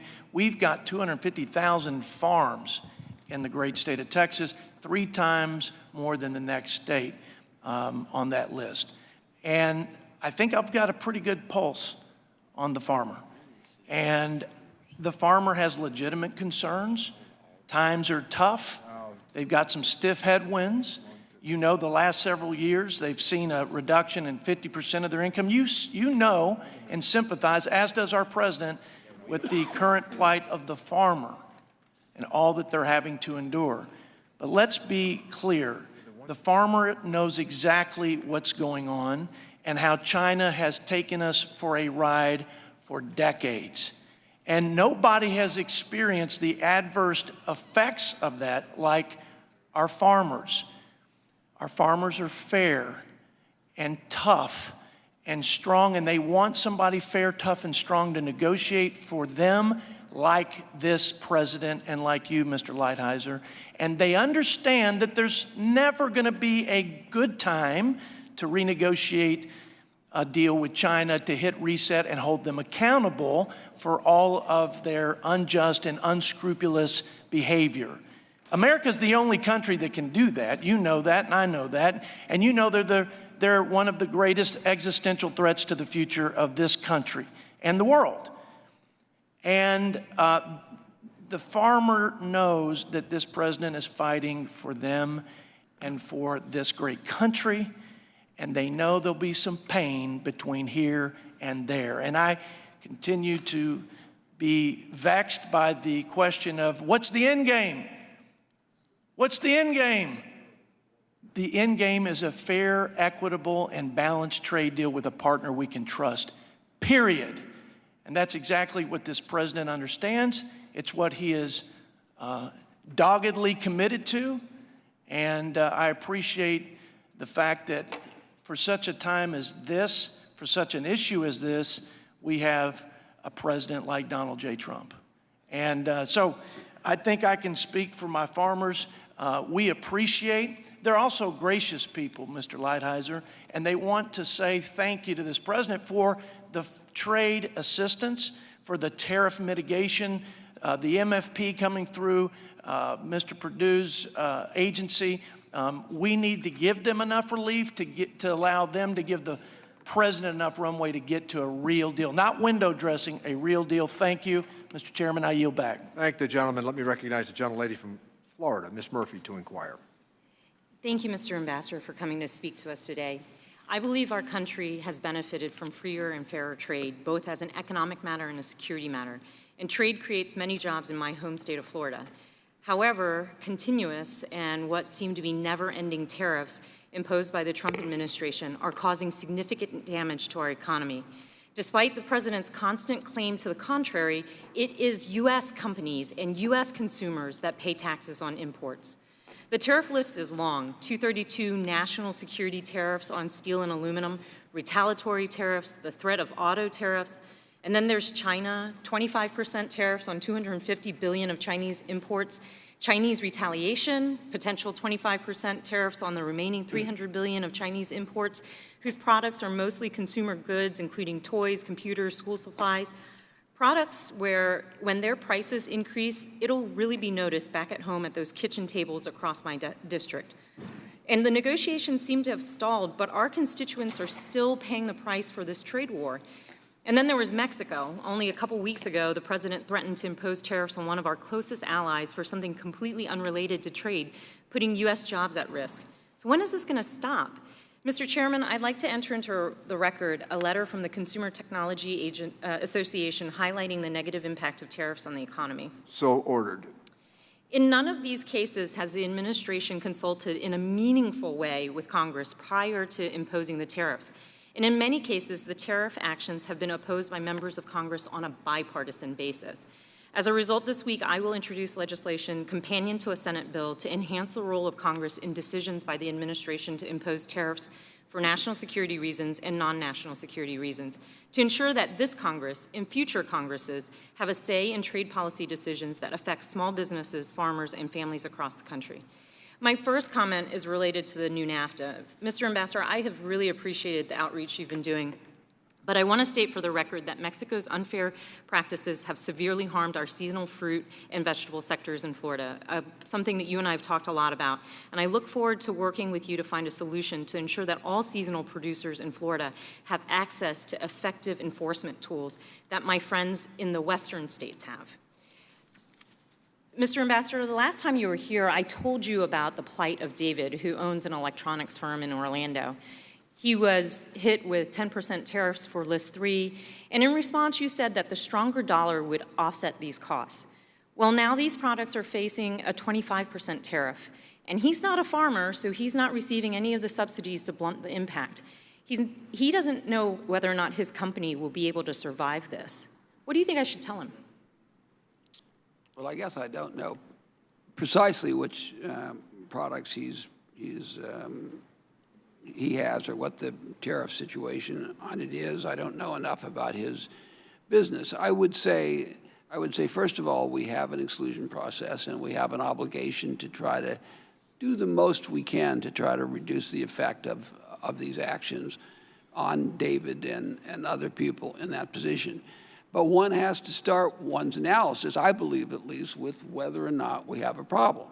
If you don't believe we have a problem with China, if you don't think that's Ambassador a problem, Lighthizer, I don't believe that anybody sense. disagrees with you that we have a problem with China, but the problem for David is that we have entered into this trade war, and for him, there's no end in sight. And you know that for businesses, predictability is key to their ability to continue to work and employ workers in our community. It doesn't look like this negotiation is progressing forward. How long does he have to hang on? Why is it that some industries get assistance to hold on, whereas others don't? I think my point here is that as you move forward with, if we are moving forward with these negotiations, that you understand the human and economic cost in every one of our districts of this policy, and everybody is just hoping and praying that we get to an end at some point. But that doesn't help them in their day-to-day management of their businesses. My final question for you is, in yesterday's Senate hearing, you said that you still believed it was the right decision to withdraw from TPP. But in this hearing earlier today, you pointed to Japan being in TPP with other countries as the reason that the U.S. is disadvantaged. How do you square that? Well, that's quite easy, and it's going to take more than 8 seconds, unfortunately. So number one, why was TPP a bad idea? Let me give you an example. You could make a car under TPP 45% in Vietnam, 65% or 55% in China, and bring it into the United States. What effect is that going to have on the U.S. auto industry? This is just an example. It didn't deal with currency stuff. It didn't, from top to bottom, it was just plain a bad agreement. Now, were there agriculture advantages? Yes, there were some. And what we want to do is obtain those in our negotiations with Japan. Does that more or less square that for you? Thank the gentlelady for her inquiry, and thank the ambassador for his response. And with that, let me recognize the gentleman from Nevada, Mr. Horsford, to inquire. Thank you very much, Mr. Chairman. I'll get right to it. Thank you, Mr. Lighthizer, for being back with us. I also want to echo my colleagues' sentiments, expressing the need that there are many of us that are trying to get to yes. I'm a little concerned with today's hearing and the tone by some of my colleagues on the other side that are making this more partisan than it needs to be. Every time that you've spoken to us, you've said that this needs to be nonpartisan, and it needs to be about the workers and American businesses, not an individual or a partisan agenda. And I hope that we can work towards that goal. I want to bring up 3 points. One is on the Trump tariff taxes, which in Nevada, 39,000 jobs are dependent upon Nevada exports. Over $37 million of these trade taxes on Mexican goods and products would cost Nevada consumers and businesses, again, an additional $37 million from everything from vegetables to fuels to alcohol. I want to ask you specifically, how I respond to my constituents about why we are even going down this route. I am glad to see that the president has, stepped back from that, but why are we even bringing those proposals forward? Secondly, I want to ask about the digital services tax, the fact that France has drafted a digital services tax which would disproportionately affect U.S. technology exporters and could potentially be double taxation. Third, I want to ask about the Trade Adjustment Assistance Program. I asked you about this in our caucus meeting when you briefed us, and you indicated your team was going to get us some information. There's no provisions in USMCA regarding TAA, and this is the program that directly supports workers, and I would like to know what the plan is there. And finally, I'm concerned about the sunset clause and the fact that it has some automatic renewal provisions that could go around congressional authority and approval. So could you speak to those 4 points for me, please? Sure, Congressman. Thank you. So, first of all, on the issue of tariffs and Mexico and the immigration policy, my hope is that those issues are resolved. There was a serious problem there. I'm hoping that we're in a good place on that, and I have every expectation that we are. On the digital on the digital tax, I agree with you completely. I think it's a tax that is geared towards hitting American companies disproportionately. I think it's something the United States has got to take strong action on, and I'm happy to continue to work with you and others on that. It's something on which we have to have some debate within the administration. As you know, there was a talk about doing it at an EU-wide basis. There was some objection to that. That still may happen. It looks like the French are very close to putting in place such a tax, and I believe the United States should respond very strongly to that, and I believe the President will respond strongly to that. So on the issue of TAA, as you say, it's a separate issue. It's a separate program. All these issues are related to the extent members have a broader perspective. I made this comment before you weren't in the room. I'm sympathetic to the objectives of TAA. Obviously, people who are disadvantaged because of a trade agreement, you need retraining, and at some point, you need payment. There used to be more payments back in the old days, but I can remember being told in the past that what we really have to do is figure out a way to get these people jobs, not trade adjustment assistance. Yeah, if I could, though, I come out of workforce development. It's about skills, not jobs. And we know before they even get displaced that they need better skills, and we need investment in the TAA to achieve that. And for us not to include it in any trade agreements is an oversight, in my view. Okay. And then on the issue of sunset, I guess I didn't quite understand the point. We have a sunset provision in here. Most trade agreements, for reasons that don't make any sense to me, are eternal, and this one is temporal, although it's complicated how it works. So if there is any usurpation of congressional prerogatives in trade agreements, it would be, I would suggest, in all the others, and less in this one. So if I could, Mr. Chairman, just to clarify, you will come back for approval with any sunset clause. It doesn't take the congressional oversight, accountability, or approval process. Well, there'll be no coming back. That's how trade agreements work. It's kind of a crazy thing, but they kind of they're just eternal. We just pass these things, and then they go on forever and ever and ever. What this one does is it has a process, which, as you know, that every 6 years you'll have a review and see if whether or not this is something you want to extend.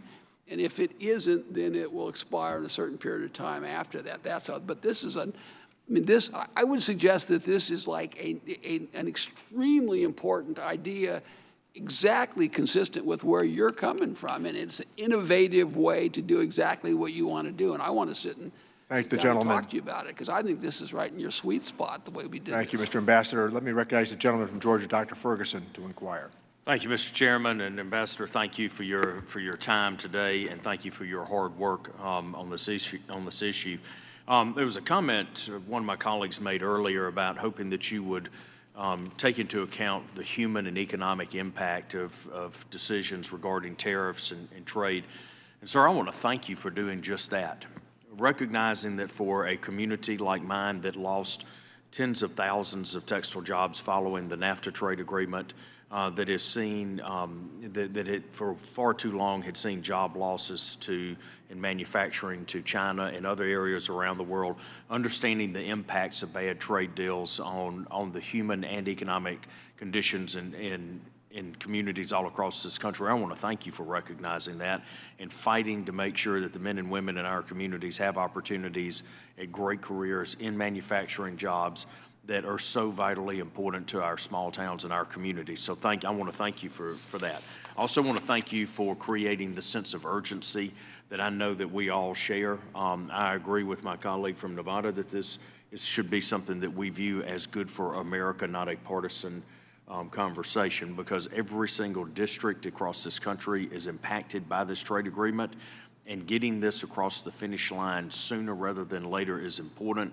All of the goals that we want as America are advanced, if not all the way, certainly in a meaningful way by advancing this more quickly. So thank you for helping to create the sense of urgency on this, because we would like to get this agreement into consideration as soon as possible.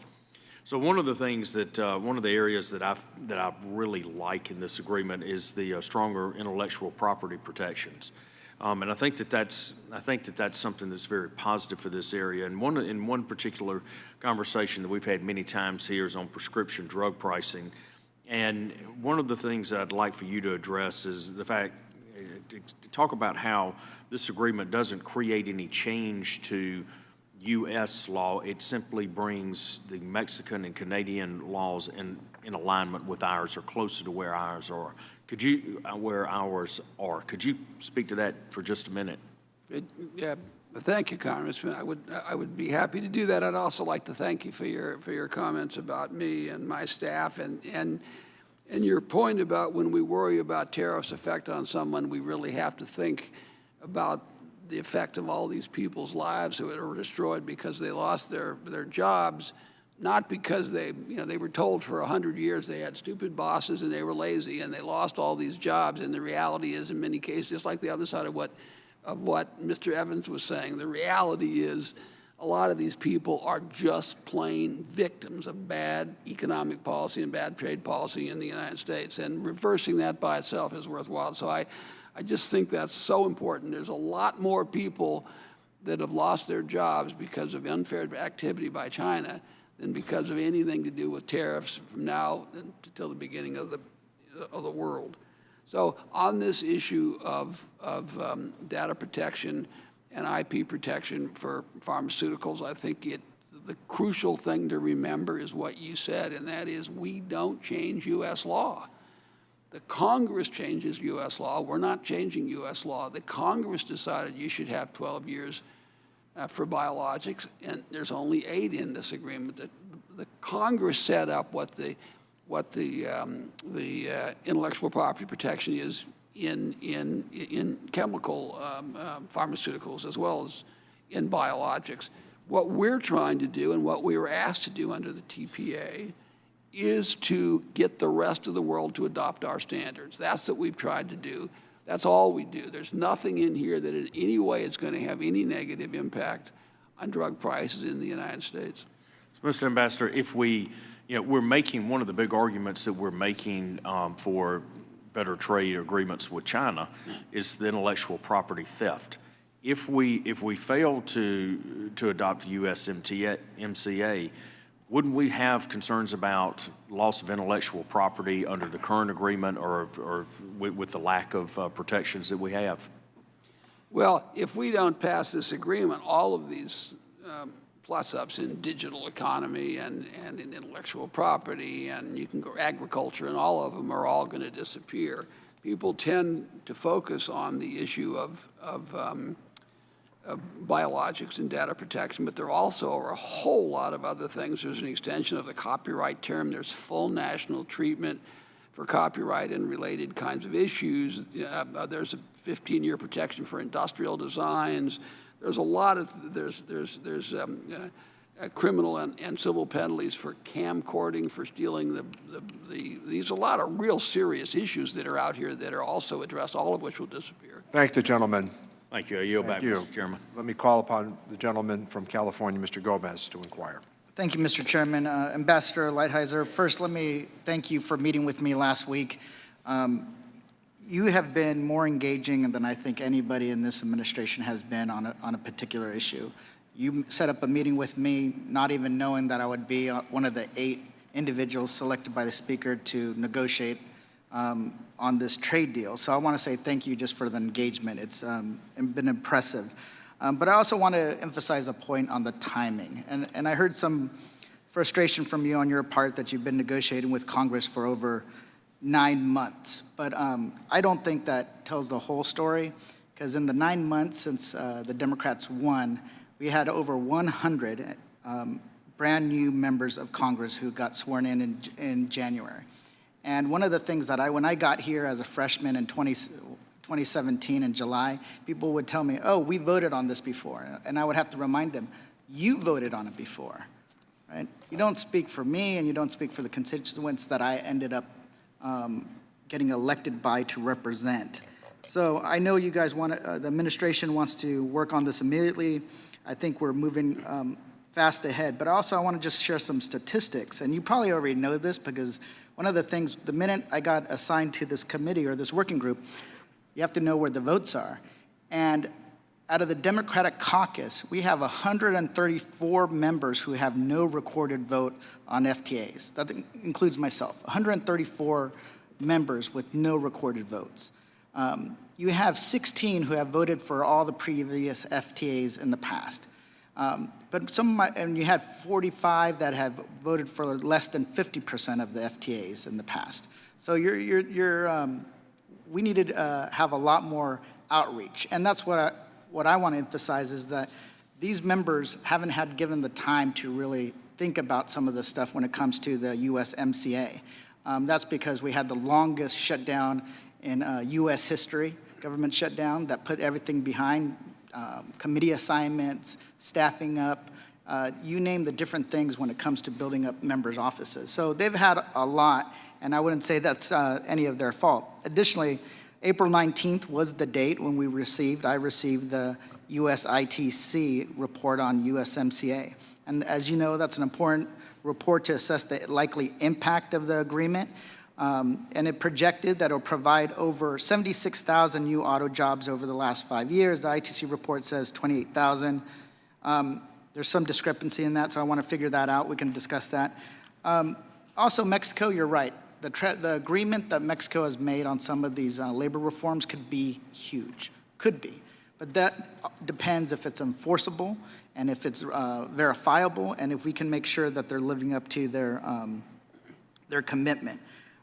So I want to say that we hear you. There is an urgency, but there's a lot of members that still need to be have conversations with, so that they're brought along.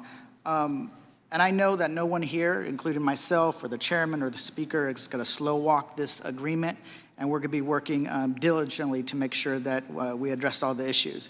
And before I run out of time, I want to turn your attention to a separate matter that was brought forward once people found out I was working on some trade issues. One issue that can't be overlooked is the $52 billion in subsidies received by Middle East Airlines and Air Italy. The administration signed agreements with the UAE and Qatar over a year ago to force them to be more transparent, stop flying Fifth Freedom flights, and play by the rules of engagement. This is a bipartisan issue. Mr. Ambassador, can you remind the President the bipartisanship that we want to see the full enforcement of our open skies agreements? And then at the same time, we also have seen that it has been having an impact not only across the country, but in LAX, which I cover, which I actually fly out of. So we'd love for you to remind the President to let's enforce our open skies agreements. Just the answer is yes. Okay. I will tell the President. Good. Thank you. Easy. Wow, see? Most engaging representative for the administration. But I look forward to having this conversation. I just wanted to emphasize We do have some work to do, but I think that we can get there if it's an understanding that it cannot be rushed, because if it's rushed, it can fall apart. I appreciate that. The only thing I would say on the other side is at some point, and this is what scares so many people, at some point you're going to get into funny season. And when funny season comes, people aren't going to be voting based on the merits anymore. And that's what scares people. But thank you, and thank you for your comments too. And I do look forward to working with you, not just in this context, but in the years ahead. Okay, thank you so much. Mr. Ambassador, let me thank you for joining us today. Please be advised that members have 2 weeks to submit written questions to be answered later in writing. Those questions and your answers will be made part of the formal hearing record. And with that, the committee stands adjourned.